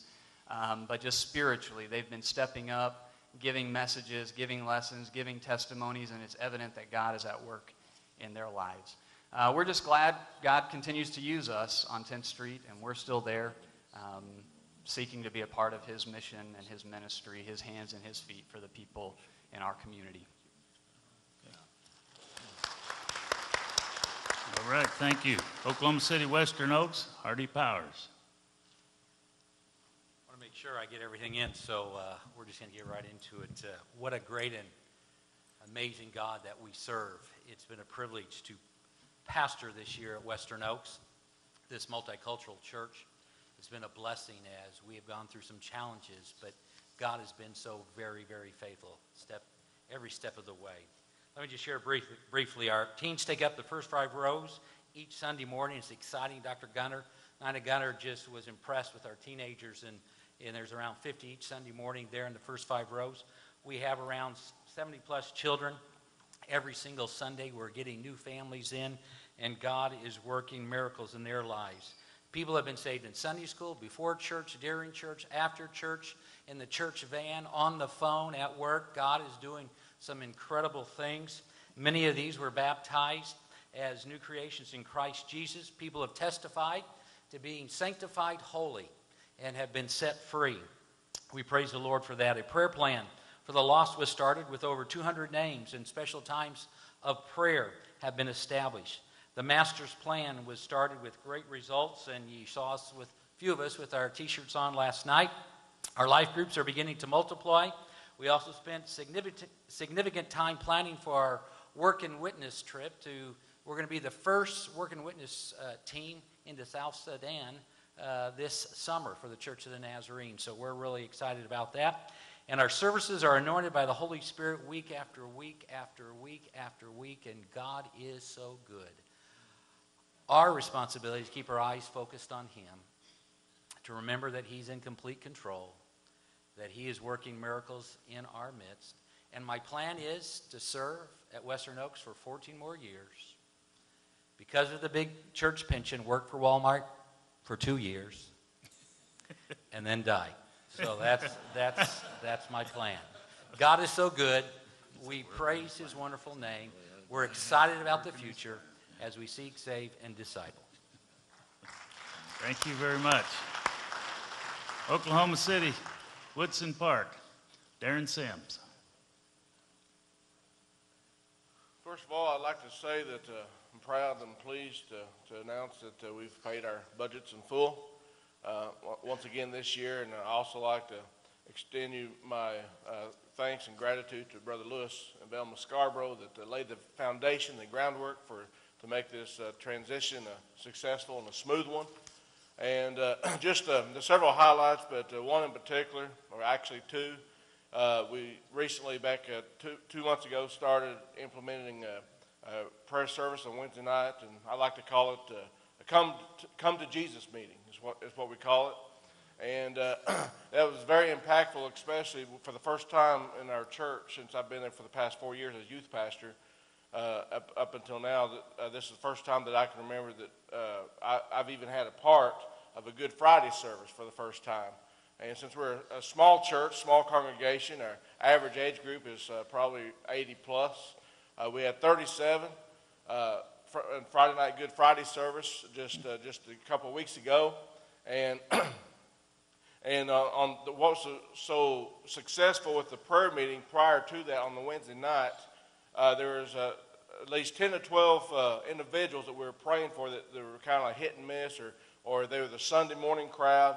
And we pray that somehow God would provide a way for them to be there on Friday night, Good Friday. And so we can tie also the Easter message in on Easter Sunday. And 100% showed up that we prayed for. And to God be the glory for what He has done. And then also Easter Sunday, we had the biggest crowd that I can remember since I've been in the last 4 years as a youth pastor. 80 people showed up for a worship service on Easter Sunday. And then the most exciting part of that was two young ladies, one about 30 years old and one in late 30s, early 40s, stepped forward to receive Christ into their heart. And so to God, once again, be the glory. God is alive and well in the lives of people in the community at Woodson Park, Church of the Nazarene. Thank you so much. All right, would the delegations from all of these churches please stand? There they come.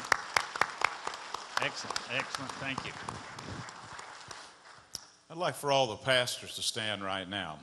Pastors, not all gave a verbal report, but your work in ministry this year has not gone unnoticed. We've heard exciting reports from pastor after pastor from the group that gave a verbal report. But I want to say to you that 40 years of my life was spent as a pastor in the local church. and then, as you know, a very brief service as a district superintendent. But the local church is where the action takes place. There's no higher calling, in my opinion, than to serve in the local church. And you have the respect of the Board of General Superintendents, and you have my utmost respect and appreciation for your ministry. I can't serve long enough to forget what took place as a pastor of a local church, so I will always be your representative there and will always remember the things that were important to me as a pastor of the local church. You are the heroes of our church, and I would like for all the laity now to join with me by standing and applauding and showing our appreciation for these, our pastors on the Southwest Oklahoma District.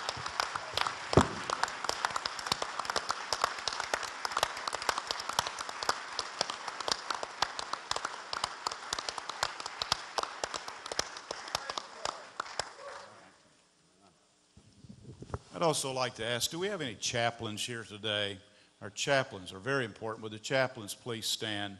Some are coming into the room right now. Let's give them a hand. They are great ministers and deeply appreciated. We thank you. I know I saw others here earlier in the day, and please communicate to them. I saw Larry Billiou and different ones.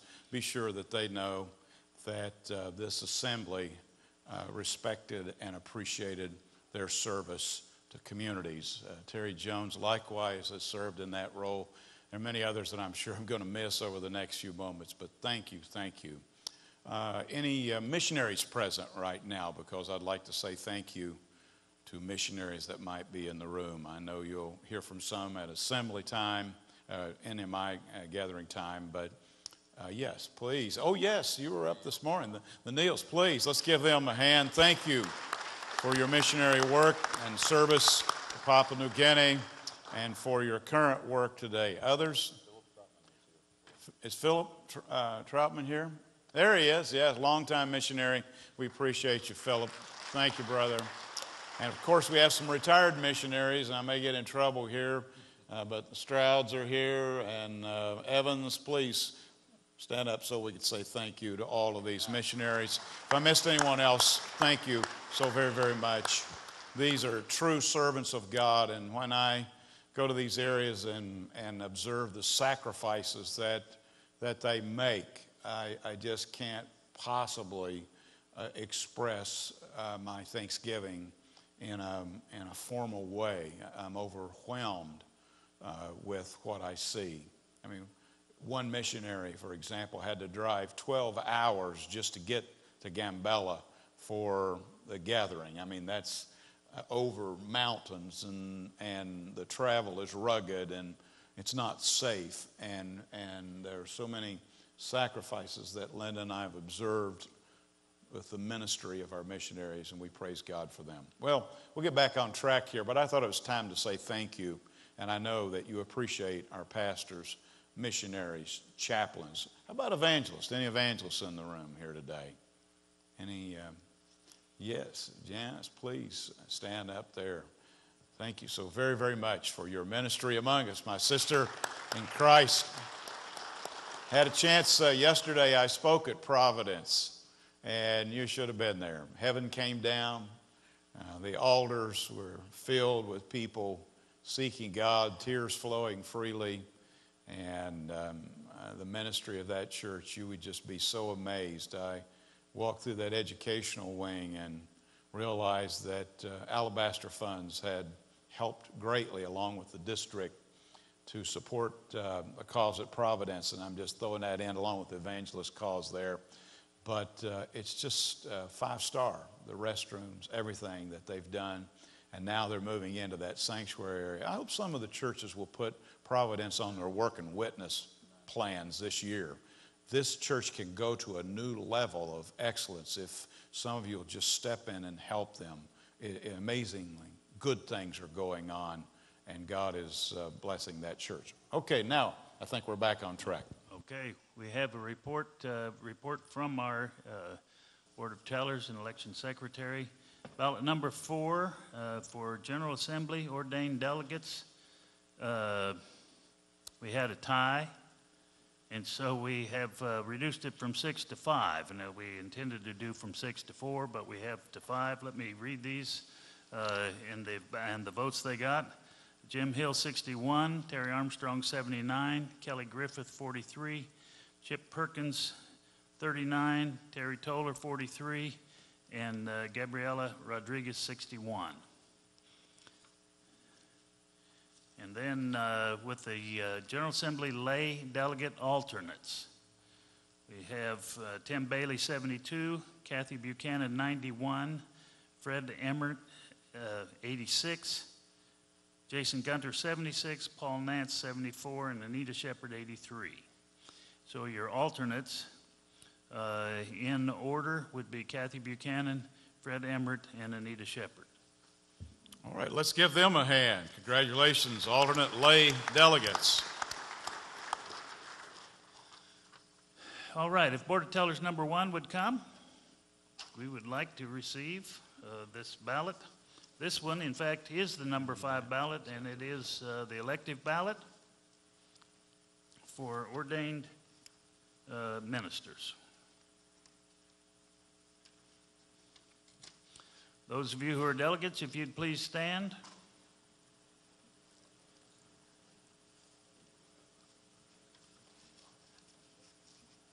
Stretch.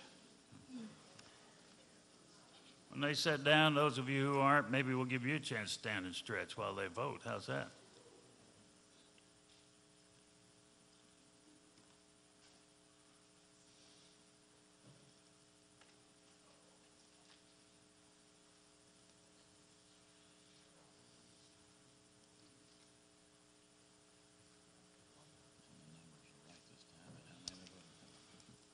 You're voting for 2. Voting for 2, and the numbers are correct on the screen. Vote for 2, use your number 2 pencil.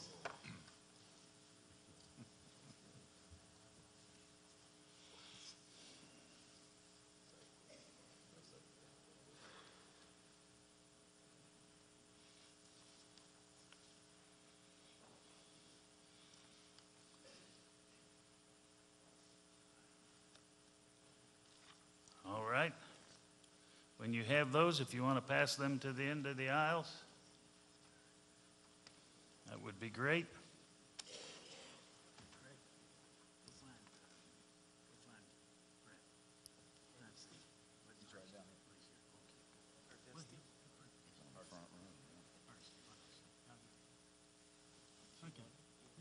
No, he's fine.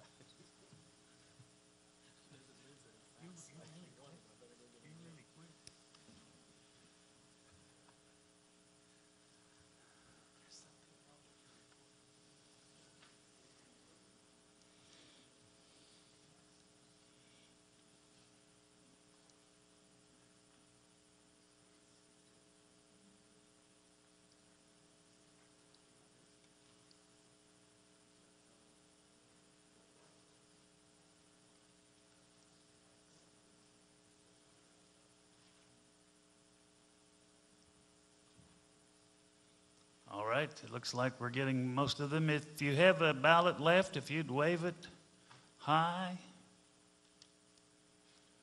that'd be great. I want to congratulate you. We're not having to take a second ballot immediately right now. So we'll dismiss the election secretary and allow the board to sit back down and look forward to a report here in a minute. It's time now for our report from our treasurer. You will find these as a handout that were in your packet. They're not bound into your booklet.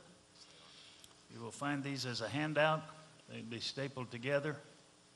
It's bound in page 68 and 69. That's the finance committee.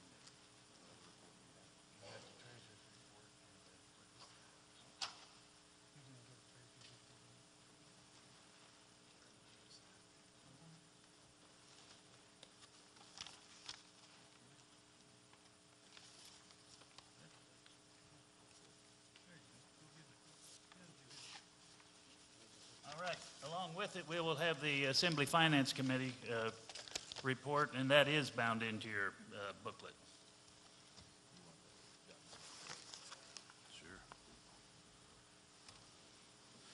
Well, good afternoon. Let me say thank you to a few folks, Dr. Cooper and Betty. If you don't know, Betty serves in the office as our financial everything and the bookkeeper. And Sharon also helps with that quite a bit. I'll say thank you to the folks that provide leadership in Salyer, SDMI, NMI, NYI. Without them doing all of their good work, it would make our work somewhere between much more difficult and impossible.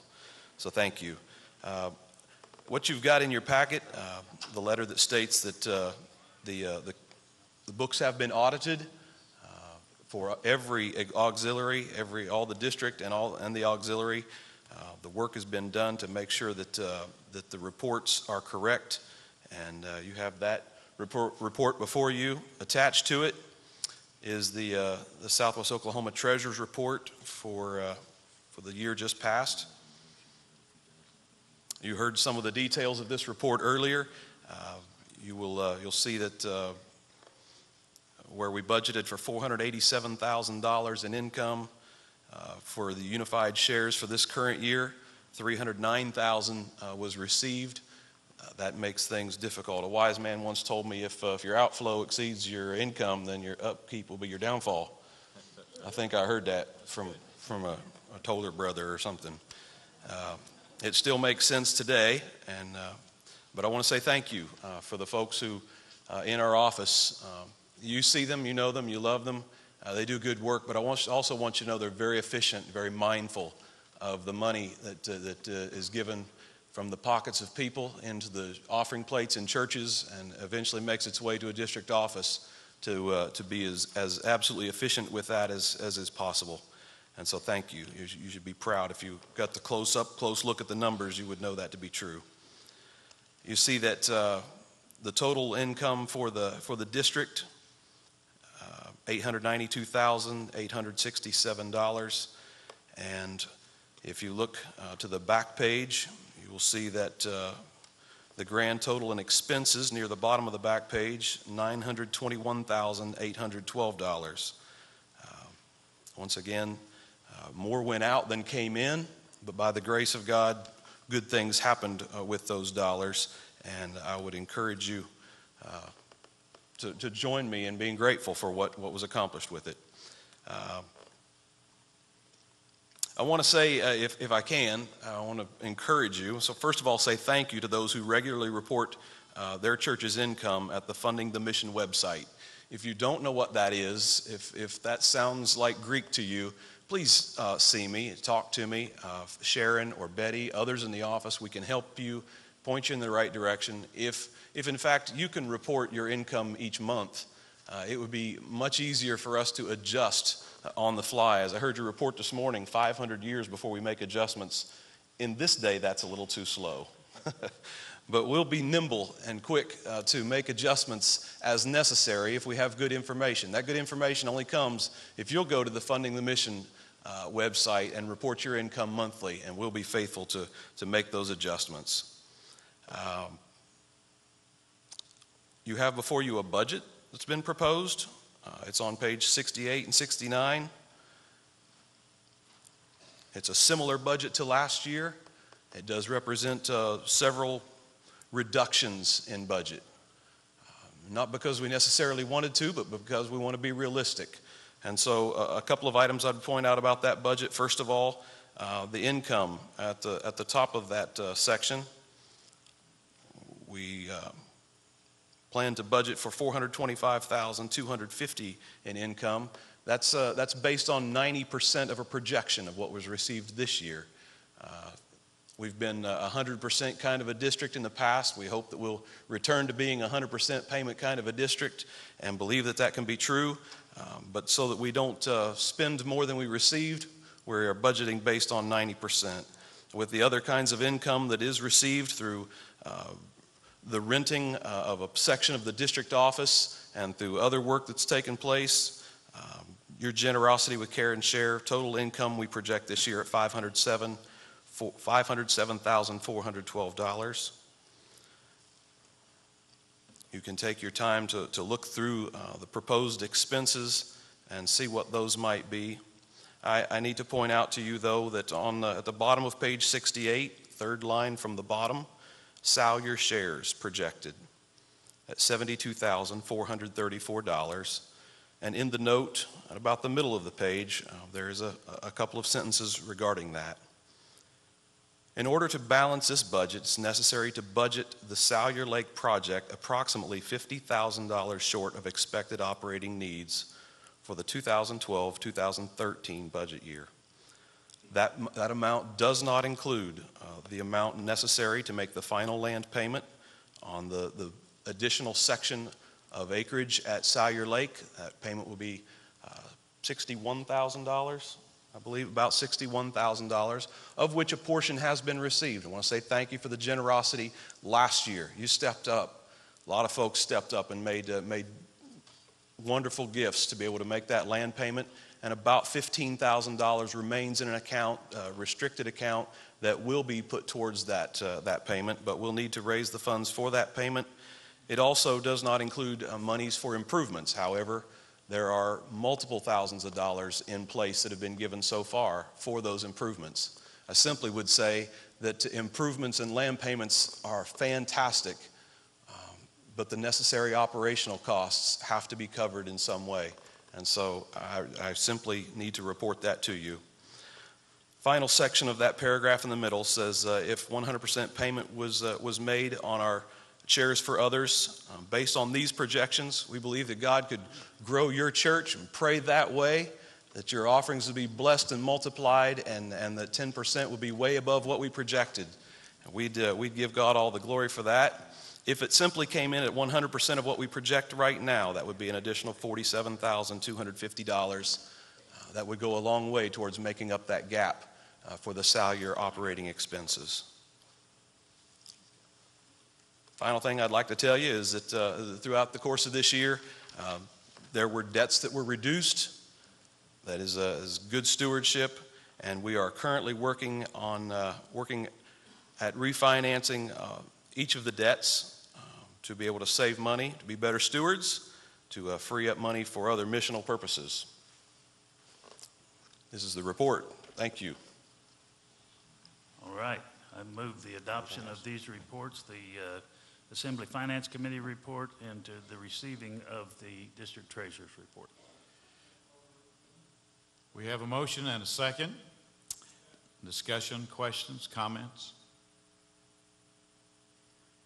Thank you for this very thorough report, Brent, and the exact quote that my coal miner daddy used to use. You were right on the money. That's not an easy quote. All in favor say aye. Those opposed, no. The motion is carried.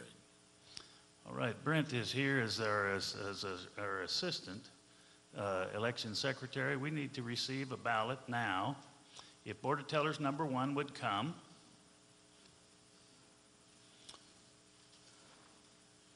Have you all received a robin egg blue ballot? No. Board of Tellers? Number 1. Here's Rick Short with another report. Rick Powell. With a short report, yeah. We need, wait a second. We do not have the ballots distributed. There they are. My apologies. I've been corrected again. There they come. Board of Tellers number 1, if you would come, we'll need to distribute not only the voting ballot, but the robin egg blue ballot that has the names of the persons nominated for delegates to the Sunday School SDMI convention. Delegates, would you please stand?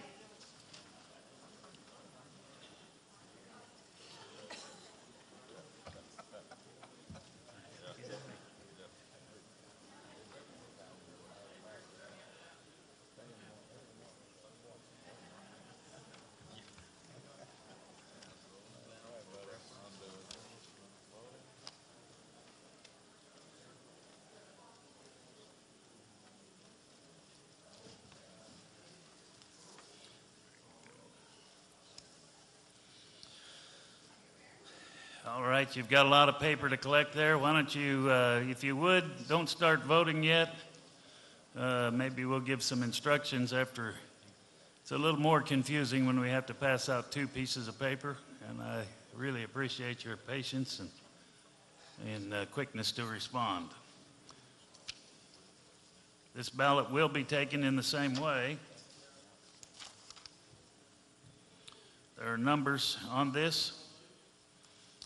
You'll vote from 2 in each section. For, what's that? We need more blue ballots down here in front on the right-hand side. Robin egg blue. Get the robin egg blue in here. We need some more robin egg blue over here on the right-hand side of the building. Thank you, Blake.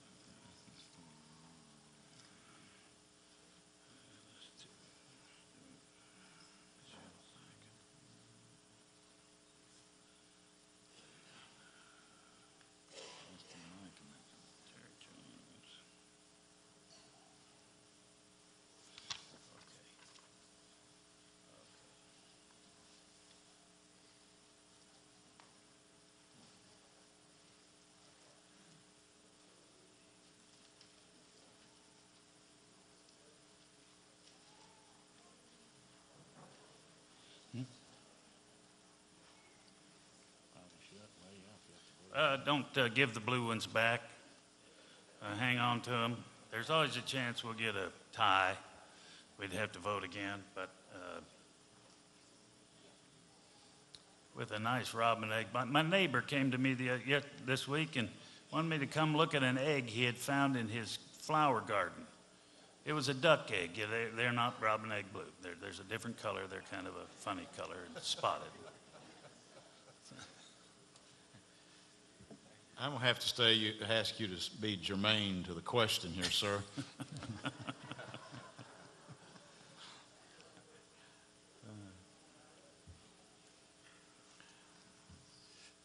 If you finish voting, hold those ballots up so we'll know it. They'll come and get them. And we'll tabulate them as quickly as possible. Aren't our tellers doing a good job? They've really been working hard today, let me tell you. We have our own district exercise program.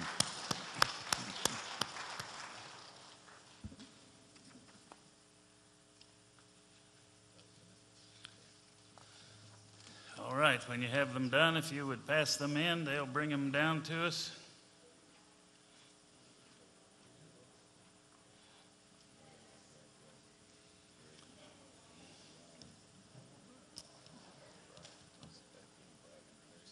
Somebody back there in the booth, would you wave at me if you have received the ballot for the alternates for ministerial delegates? Do you have that where you can project it?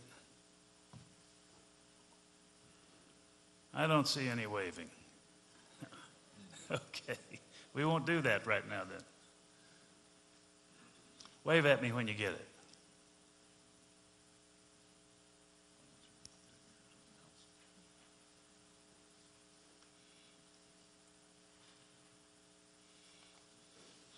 All right, have all ballots come in?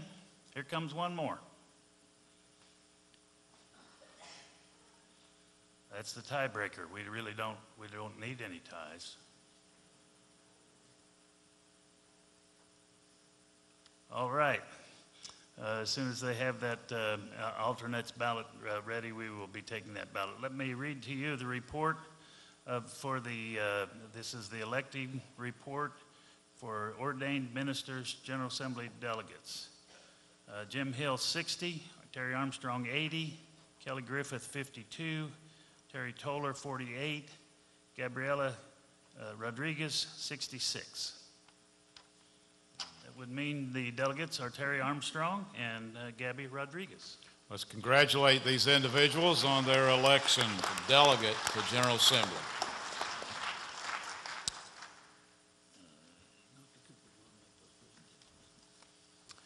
We have for you now the 5 final reports for the Assembly today.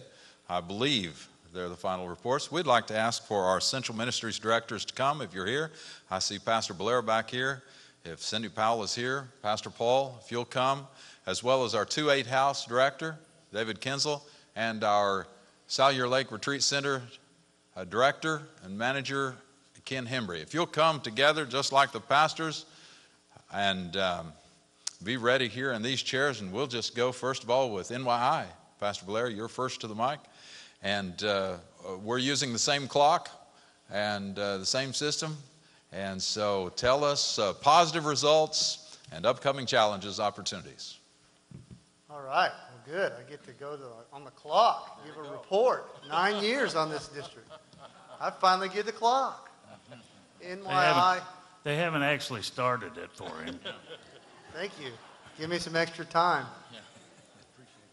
We had a great year. It was a stellar year in NYI. We went to, the big thing is every 4 years, Nazarene Youth Conference, and we had it. And many of you pastors know because you had kids who were raising all kinds of money to go to this thing, and we had 90 total go to our NYC. It was in Louisville, Kentucky.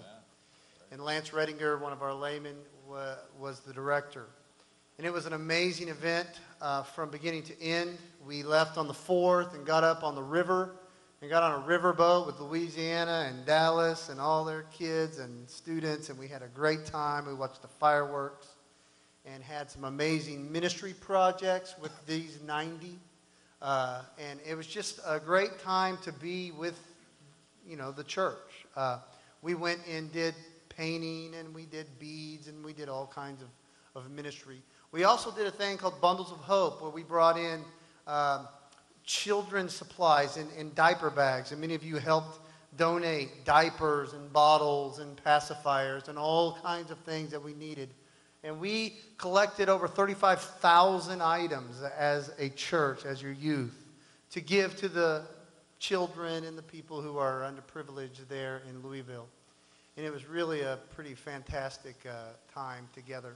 The services were, as you can imagine, just amazing. God moved in real ways. I was especially moved by Francis Chan and his talk and his illustrations, and then Reggie Dabbs, who talked about what it is to be broken. And I looked down this row of my students across the district who I know are hurting and broken. And I just saw God move and saw them respond. And man, you need to see that every once in a while in ministry. And it was just amazing to see. And it moved me and it moved our leaders. And it was a great event. All of the time and all of the money and all of the effort you put forth was worth it. And God moved in real ways in the lives of these students. As we went to camp, I had another, you need to come to camp, pastors. You need to come to camp and see these students respond in worship and respond to the call of God down at the altar, crying and seeking and praying. It's really moving. You need to see that. We grew especially close, and what we started was an every other month gathering called Glow, and we've been doing that every other month since October, and we've had 175 to 250 students and adults at this every other month, and it is an outstanding thing that you can get involved with. All you have to do is come, send your students in, and we're going to do another one in June, and we're excited about that and what God is doing in the lives of our students. And I tell them all the time, you're not the future, you are the church. You are the church, and that's important to us. So it's been a good year, and I'm expecting a great year this year. Amen. Thank you, Pastor Blair. Thank you very much. We appreciate his leadership on the district. He was reelected for this year as NY president. And was that a 2-year term, I hope? Okay, good. All right, congratulations. Cindy Powell is our 1 year of service, right, so far as president for Nazarene Missions International. Cindy. Well, we heard last night the phrase from Dr. Cooper, loving Jesus more. You know, that sounds like a mission to me. And since I'm a Nazarene, it sounds like a Nazarene mission. And since it's not just about me and mine, it's a Nazarene Mission International, right? That's how we love, one of the ways we love Jesus more. So pastors, thank you. Thank you for your support. Youth pastors, especially thank you. And lay people, wow. You know, getting involved with the mission program is so important. I hope that you see NMI as an essential ministry, not just an extra, something we do on the side, but essential. So giving sometimes is where we focus a lot of time. And I appreciate your giving, and we cannot have over 700 missionaries around the world without your giving. But it's more than that, it's praying, and thank you for leading prayer and encouraging your people to pray. And then discipleship. Youth pastors, thank you for your ministry and helping us disciple young people. If you could plan a mission trip or going to a local community center or a compassionate ministries, that you would have multi-generations there, that would be so good for our young people to be discipled and give us the opportunity to do that. Sometimes it's kind of hard on us old folks, but if we're given the opportunity, we'll take it up. So would you provide those opportunities for us? I challenge you to do that. And then educating. And the more you know, the more you care, right? That's the old phrase, and it's still true.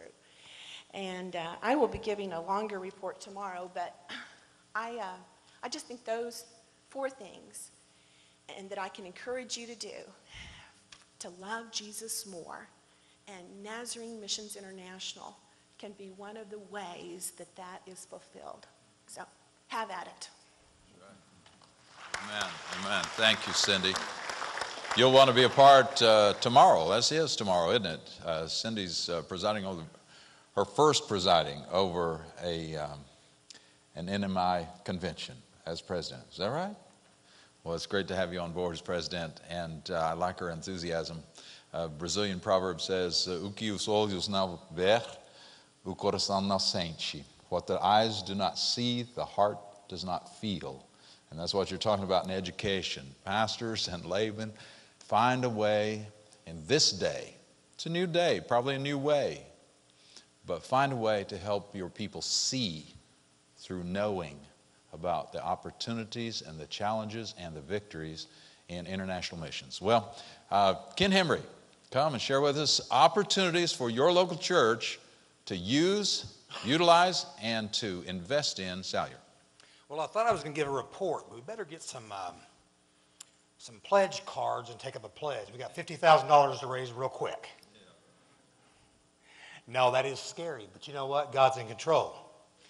And I want to say first, I'm taking my time here, but I'm going to do a district plug first. You've got a nice poster in your packet. Family Camp, David Gallimore, June 6 through 10, right? Make plans, get these things out, put them up in your churches. If you want some more posters, the district office has some. And let's make a great showing for Salyer Lake, for Encounters Week. Encounters Week. Thank you. Secondly, there's some written stuff in here, some pictures.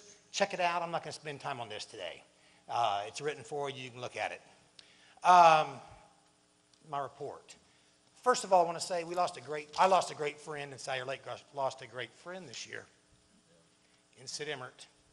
His wife Sonia is here today. But not only was he a great financial supporter, but he had a wealth of ideas, and some of them you just kind of looked at him and wonder where he's coming from. But he was a great innovative thinker and a great friend and supporter. And we miss him. But you know, God's got other supporters, and God's got other people that love his work and want to see ministry and mission carried out. Mission, what is mission? What is Salyer Lake's mission? Let me tell you, this last year, We had a cowboy church meets there 2 or 3 times a year. They baptized about 18 this last year out there in Salyer Lake. How many Nazarenes have we baptized in Salyer Lake? I think we have a few in the past. But 18 people were baptized this last year. We need to be taking advantage of this. Church of Christ in Minco, Oklahoma is having their VBS at Salyer Lake this year. Wow. Church of Christ. They're doing it.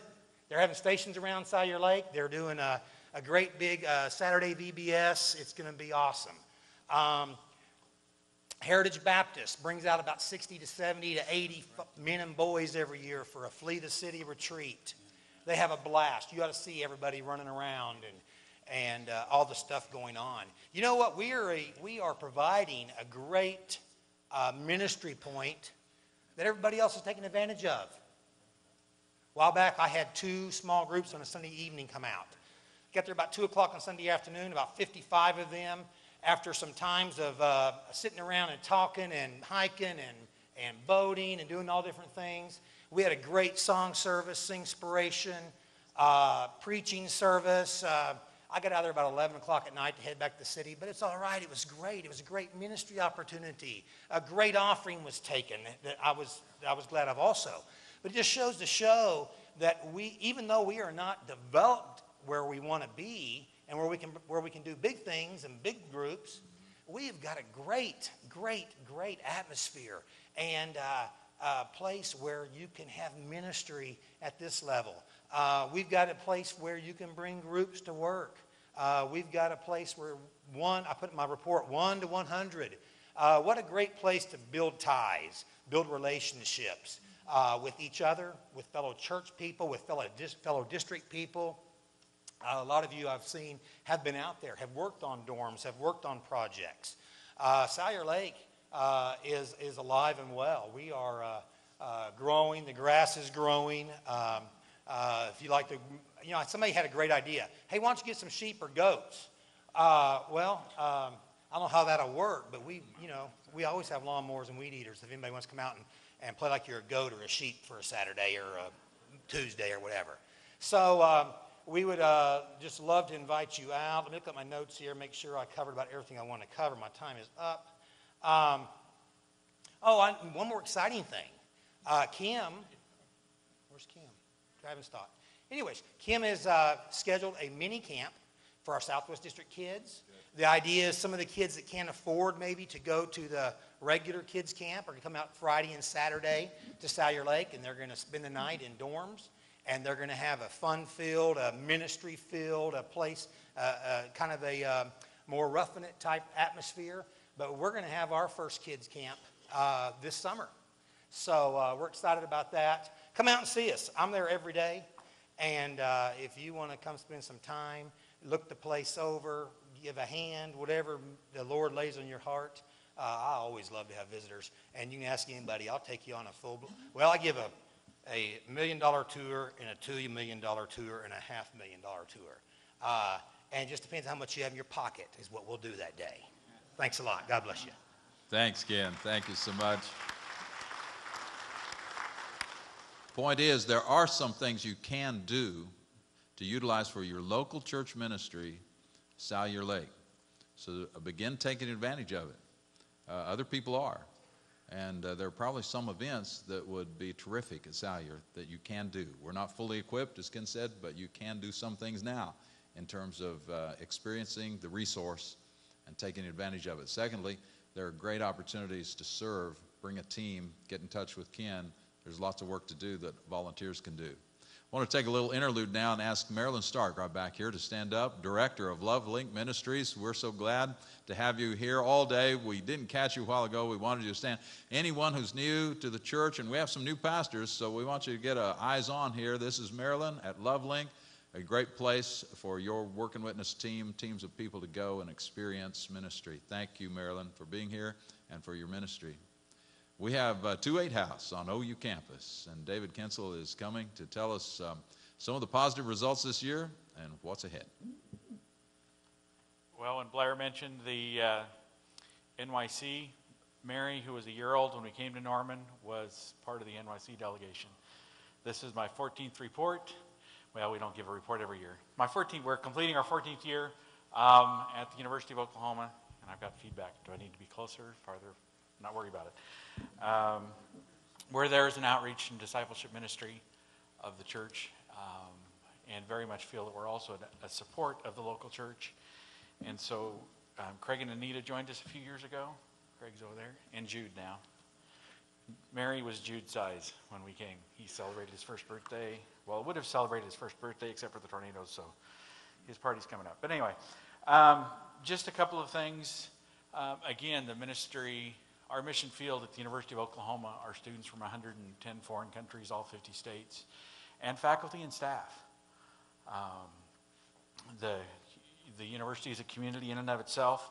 A couple of years ago, we changed our a focus of ministry somewhat. Again, we're still an outreach and discipleship ministry, and we always will be. God opened the door to begin a Celebrate Recovery group for students, and we've had some staff come and share their testimonies, recovery testimonies, and seeing God's work in healing and moving in the students' lives is something that is just really revitalized me. The other thing it has done is 5 of us went through you have to go through the process to go through the training or to lead a group. God has been healing me and my marriage ways that I didn't know needed to be healed. But we are closer. I'm closer to Christ now than I ever have been. Our marriage is stronger. God is giving us opportunities daily to reach out to people. We have people on campus that say, well, we don't know about you being a Christian, but we trust Dave and Rhonda. And Craig and Anita have established, we meet with students. People are referring students to us that, again, they're a little leery of us being Christians, but they know that, we'll reach out and we'll do what we can in ministry to students. A couple of things. We want to start a prayer initiative this year. We're partnering with Oklahoma State, so if you have Cowboys and Sooners in your church, or either or, we're going to send out hopefully a monthly, but a regular update on just some ministry updates about OU and Oklahoma State, and just ways that you can be praying for us. We'll also have a suggested scripture every month to encourage your church to pray scripture and to claim that scripture for your ministries at Oklahoma and Oklahoma State.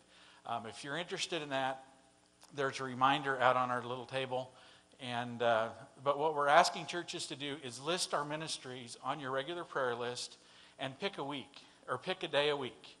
So if you want to say, I see Phyllis looking at me. So if Ardmore's Day is Tuesday or Wednesday, then we would know that the Ardmore Church and others would commit to praying for student ministries on Wednesdays. We'd like to be covered in prayer 7 days a week to really fulfill what God wants us to do while we're on campus. A couple of things we're looking at, and my board doesn't even know one of these. We've been encouraged to consider a sober tailgate. There are going to be 83,000 people 6 Saturdays that are going to be at the University of Oklahoma campus. And somebody gave us the idea, why don't you do a sober tailgate party? The truth is, we've been doing one for 14 years at our house. But the possibility of just developing that and having a place those 6 Saturdays where it is going to be a drug and alcohol-free environment for people to come and enjoy Sooner football, whatever. That's one of the programs that we're looking at. Another thing to pray about, I'm sorry, is, you can see it in my report. There's some other things in the report, but continue to pray for us. This July, we'll be celebrating 20 years as the Nazarene Student Center for the University of Oklahoma, Inc. So we're working on those plans too. But thank you very much for allowing us to serve Christ and to be your outreach at the University of Oklahoma. Thanks. Amen. Thank you, David. Thank you, David. And think of OU campus as yet another city in the state of Oklahoma. That's what it amounts to. A small city in the state of Oklahoma with specialized ministry. And you're there through our missionary at the 2-8 House, making investments in students, not just Nazarene students, but students. And I appreciate especially Rhonda and David's respect they have achieved on the campus by professors and administration. We're highly regarded there due to their character. Thank you very much. Paul Metcalf, Reverend Paul Metcalf, is the Sunday School Discipleship Ministries International Director. Here we go. I'm not too concerned about that. Are you going to be able to put that PowerPoint up? Do I have time do I get to talk about the future as well as the past right now? Or are you going to give me another time? Talk right now. Sweet, let's do it. You got it in there, right? No. Yes, they did.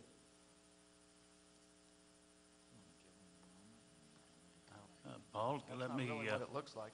let me report, Paul, on the election of your delegates. Yes, that'd be great. Go ahead and do that. Okay. We'll come back. They'll get it rolling for us. The election of delegates for the SDMI General Convention. Ken Hembry, 51. Donna Cassee, 63. Sharon Regester, 67. Michelle Sackett, 31. Nettie Stroud, 58. Darren Weisbrod, 23. For ministers, Philip Ennis, 20. Terry Jones, 63. Sergio Rodriguez, 60. Corolla Sykes, 26. Eddie Stark, 56. And Paula Stroud, 54. That would elect Donna Cassee and Sharon Regester and Terry Jones and Sergio Rodriguez. Let's congratulate these individuals.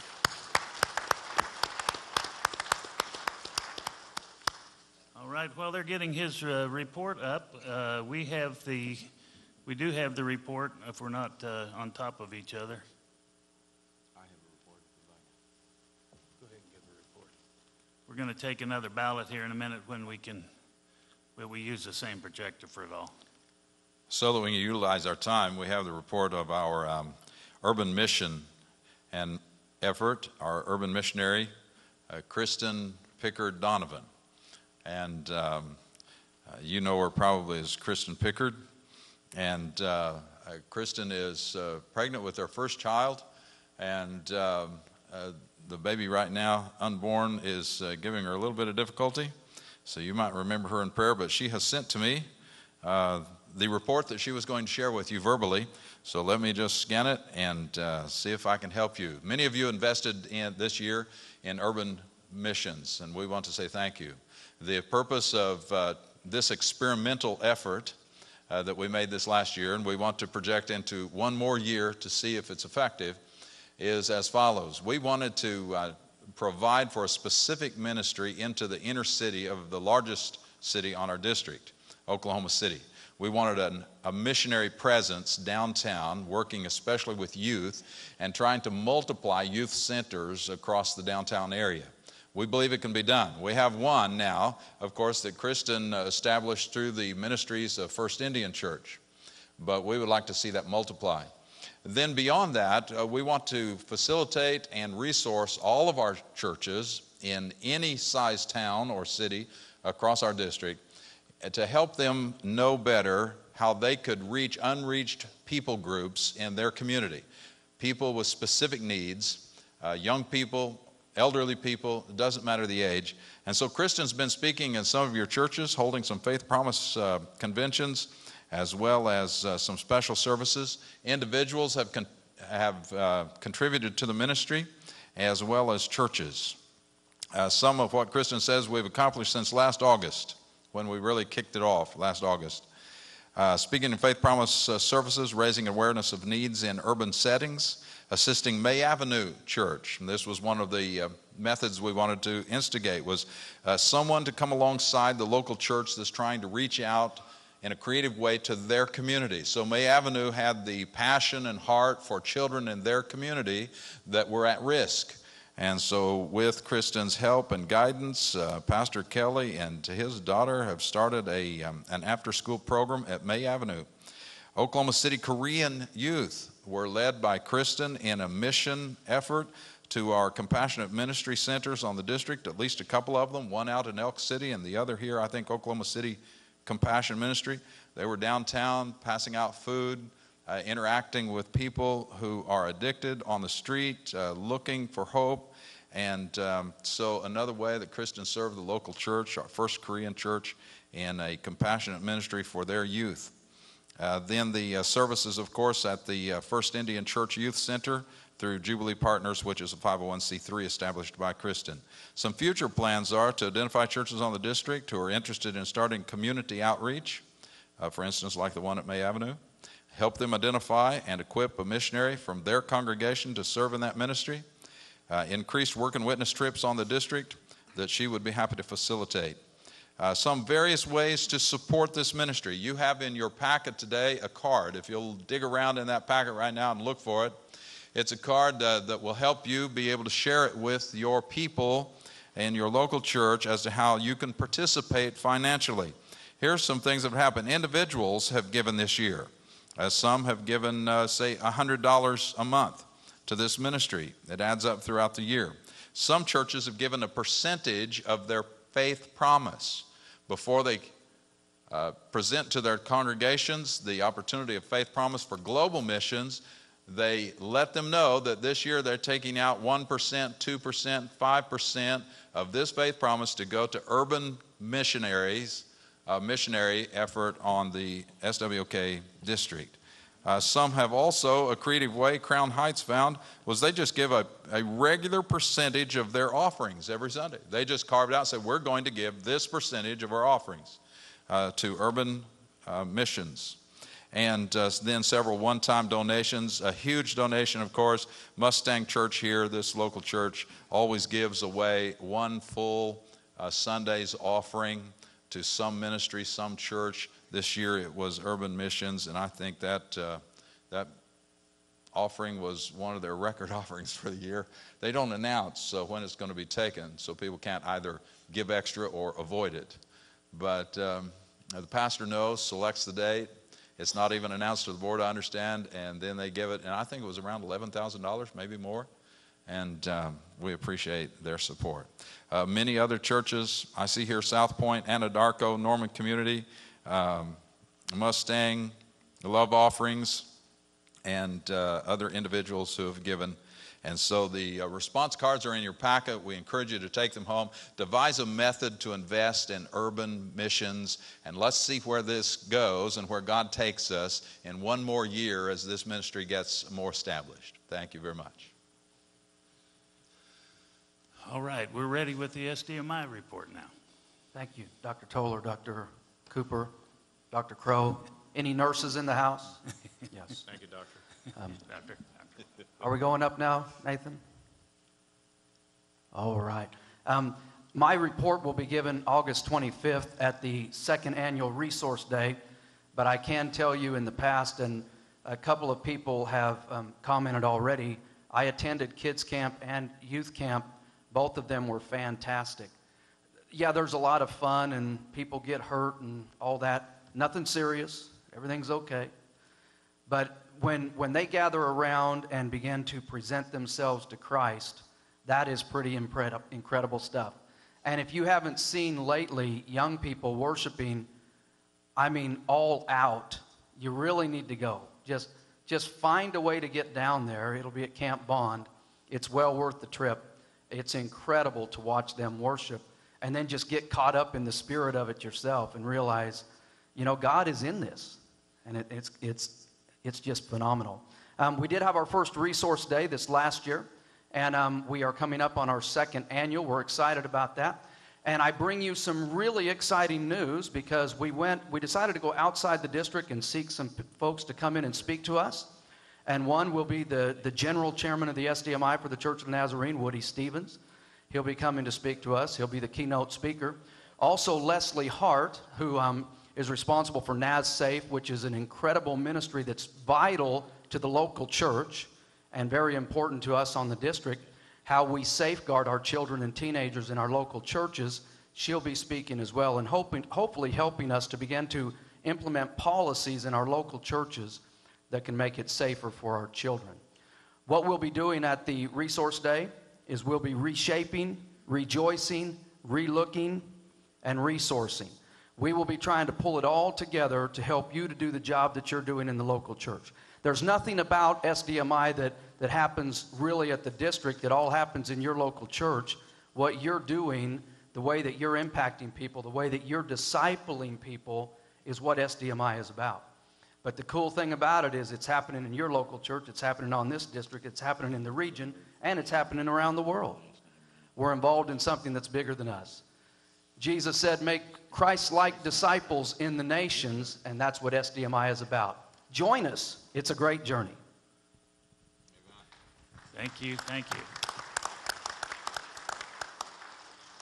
All right, we're ready to receive now. If the Board of Tellers number 1 would come again, we're ready to take the last ballot of the day, unless we get a tie. So as the Board of Tellers comes, would the delegates please stand? This will be for the alternates, ministerial alternates to General Assembly. The names are on the board, and you will vote for 3. And these numbers beside them are the numbers you've been using to vote. You should be getting that kind of memorized by now.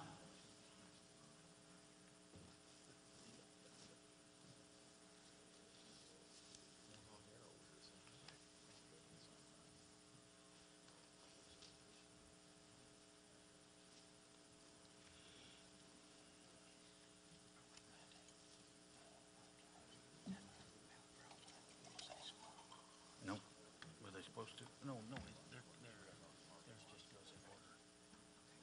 Right on down the list. Yeah, thanks.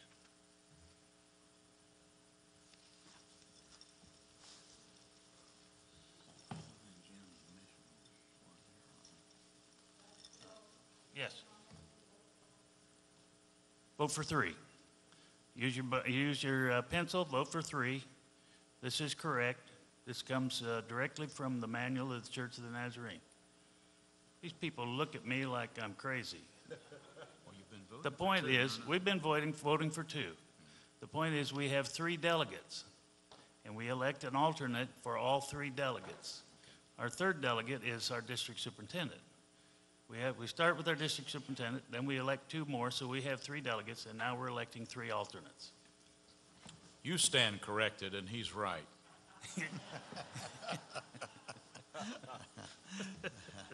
It took him a while, but he got there, didn't he, ladies and gentlemen? All right. Vote for 3. That's what I heard.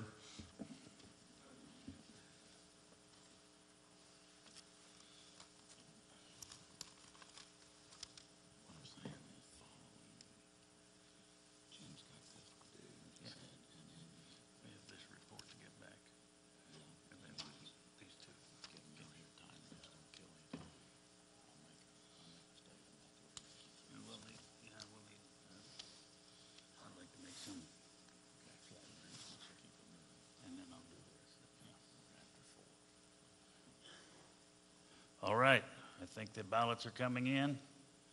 If you haven't gotten your ballot in, wave your hand or wave your ballot. They're picking them up. We are just now at 4 o'clock, and we are very close to the end of our work, assuming we don't have a tie. But we're pretty happy with the whole thing now. We are very close to the end of our work. We want Dr. Cooper wants to recognize pastors who have achieved award status. I'd like for the following pastors to come, please. Anadarko Curtis Koshesky, Canadian Hills Dan Meek, Lawton First Wendell Buck, Lawton Heights Mike Murray. If you will, gentlemen, just stand across the front facing the congregation. We have an award for you, and our pages are going to present you with a gift. Mustang Terry Armstrong, Oklahoma City Capitol Hill Lance Schmitz, Oklahoma City First Korean Pastor Lee, Oklahoma City May Avenue Kelly Griffin, Oklahoma City Portland Avenue Stephen King, Oklahoma City Rock Richard Schneeberger, Oklahoma City South Point Doug Vernier, Oklahoma City Trinity Gabby Rodriguez, Oklahoma City Western Oaks Hardy Powers, Paul's Valley Claude Ledbetter, Walters Paul Metcalf, Yukon First Gary Reynolds. As these are gathering, I might add that some of our pastors had funerals today. Some are bivocational. If you didn't hear a report in this grouping for this particular year. That's why they didn't appear. Their churches were called and they were named, but weren't unable to attend today. These pastors now represent those pastors and churches that achieved the new measurements that we had in our booklets. I think it's page 8 and 9. You can take a look at them. I think we have actually a projection for that for some of these. Yes, if you'll just scroll through those, the names of the award, the churches that qualified. Some of these churches qualified for more than one award. Probably some of our other pastors and churches achieved these awards but didn't report them. And so we wanted to make a point to say there are some tangible rewards. I think these pastors are holding about $20 worth of gift certificates to Brahms and $15 worth of CDs. Sermons, 3 great sermons I heard at the recent district superintendent gathering from our general superintendents. I think I always enjoy listening to sermons, and I trust you fellows do too. But these are some of the values that we are trying to lift up among us, the intangibles, being innovative in what we're doing, praying for the lost, having a particular plan and a methodology to engage our people in praying for the lost, finding new ways to love people, coming alongside other local churches as a Barnabas church and being a source of encouragement by providing workers with them in their work. Great Commission churches, Acts 15 churches, Antioch churches that are sending work and witness teams on the district or overseas. There's a variety of ways. You can read them in your booklet there, pages 8 and 9. All of these churches, represented by their pastors, achieved those particular awards, and we congratulate them, wanted to reward them, and give them a little bit of extra ice cream, okay? So why don't you give them a round of applause for the achievements of these churches that are represented by these fine pastors. Thank you, pastors, very much.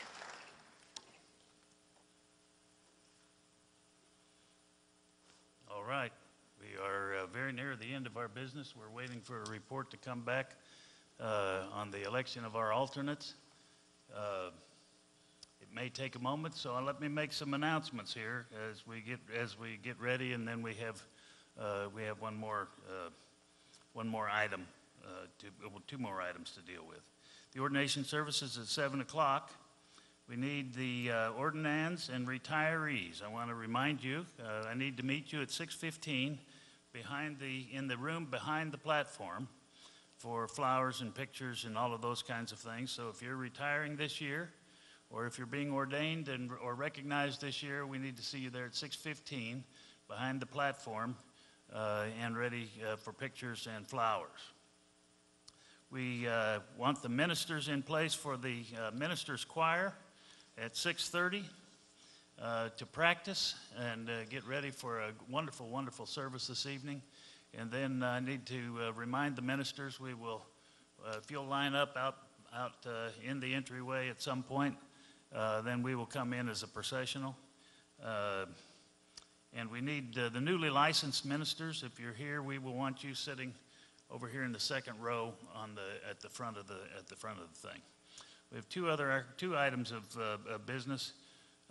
We need a motion to allow the secretary to harmonize and edit and expunge and prepare minutes. Not sure what expunge means, but is there a motion for that? Motion and a second. Any discussion? All those in favor say aye. Those opposed, no. Motion carried. All right, and I would make a motion that the assembly be adjourned following the recessional, or at the end of the ordination service this evening, sine die. That is a technical term. I like that term. It means we can't be called back. That's what it literally means. Sine die. When it's done, it's done. And we can't be called back to do more district assembly business somewhere. Is there a second to that motion? All those in favor say aye. And I would add that the service tonight really is critically important to the assembly gathering, and that truly it is not over until it's over.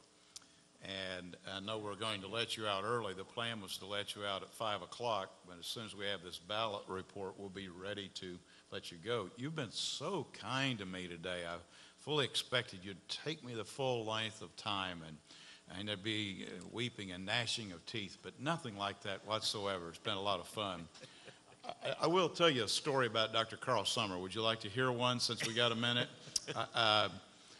This morning, as we were approaching the intersection of Sarah Road and 152, I had a flashback coming back from one of those zone meetings that he was famous for. We were coming across the overpass bridge, coming down Sarah Road there, right to 152, coming north. And he was looking at the cross of this beautiful church, and only his way, he just got so excited about the church and the cross, and he's just talking to me. And if you've never been in a car with Dr. Summer, here's the deal. If he's on the phone and things aren't going well, it gets slower and slower and slower till you might be going 20, 25 in a 70-mile-an-hour zone. However, if things are going quite good in the conversation, he might be driving 80 or 90, and you're just praying for mercy, that he'll hurry up and get through being excited and get off the phone. Well, he saw the cross, got all excited, and the next thing I know, there's a siren, and we're pulled over in the parking lot of the large, is it Lowe's or one of those right there? Lowe's. And the Mustang police officer came up to the car, and Dr. Summer rolled down his window, and he said, "I've ripped my shorts, I've ripped my socks, and I've ripped my suspenders." And the police officer looked at me and said, "What did he say?"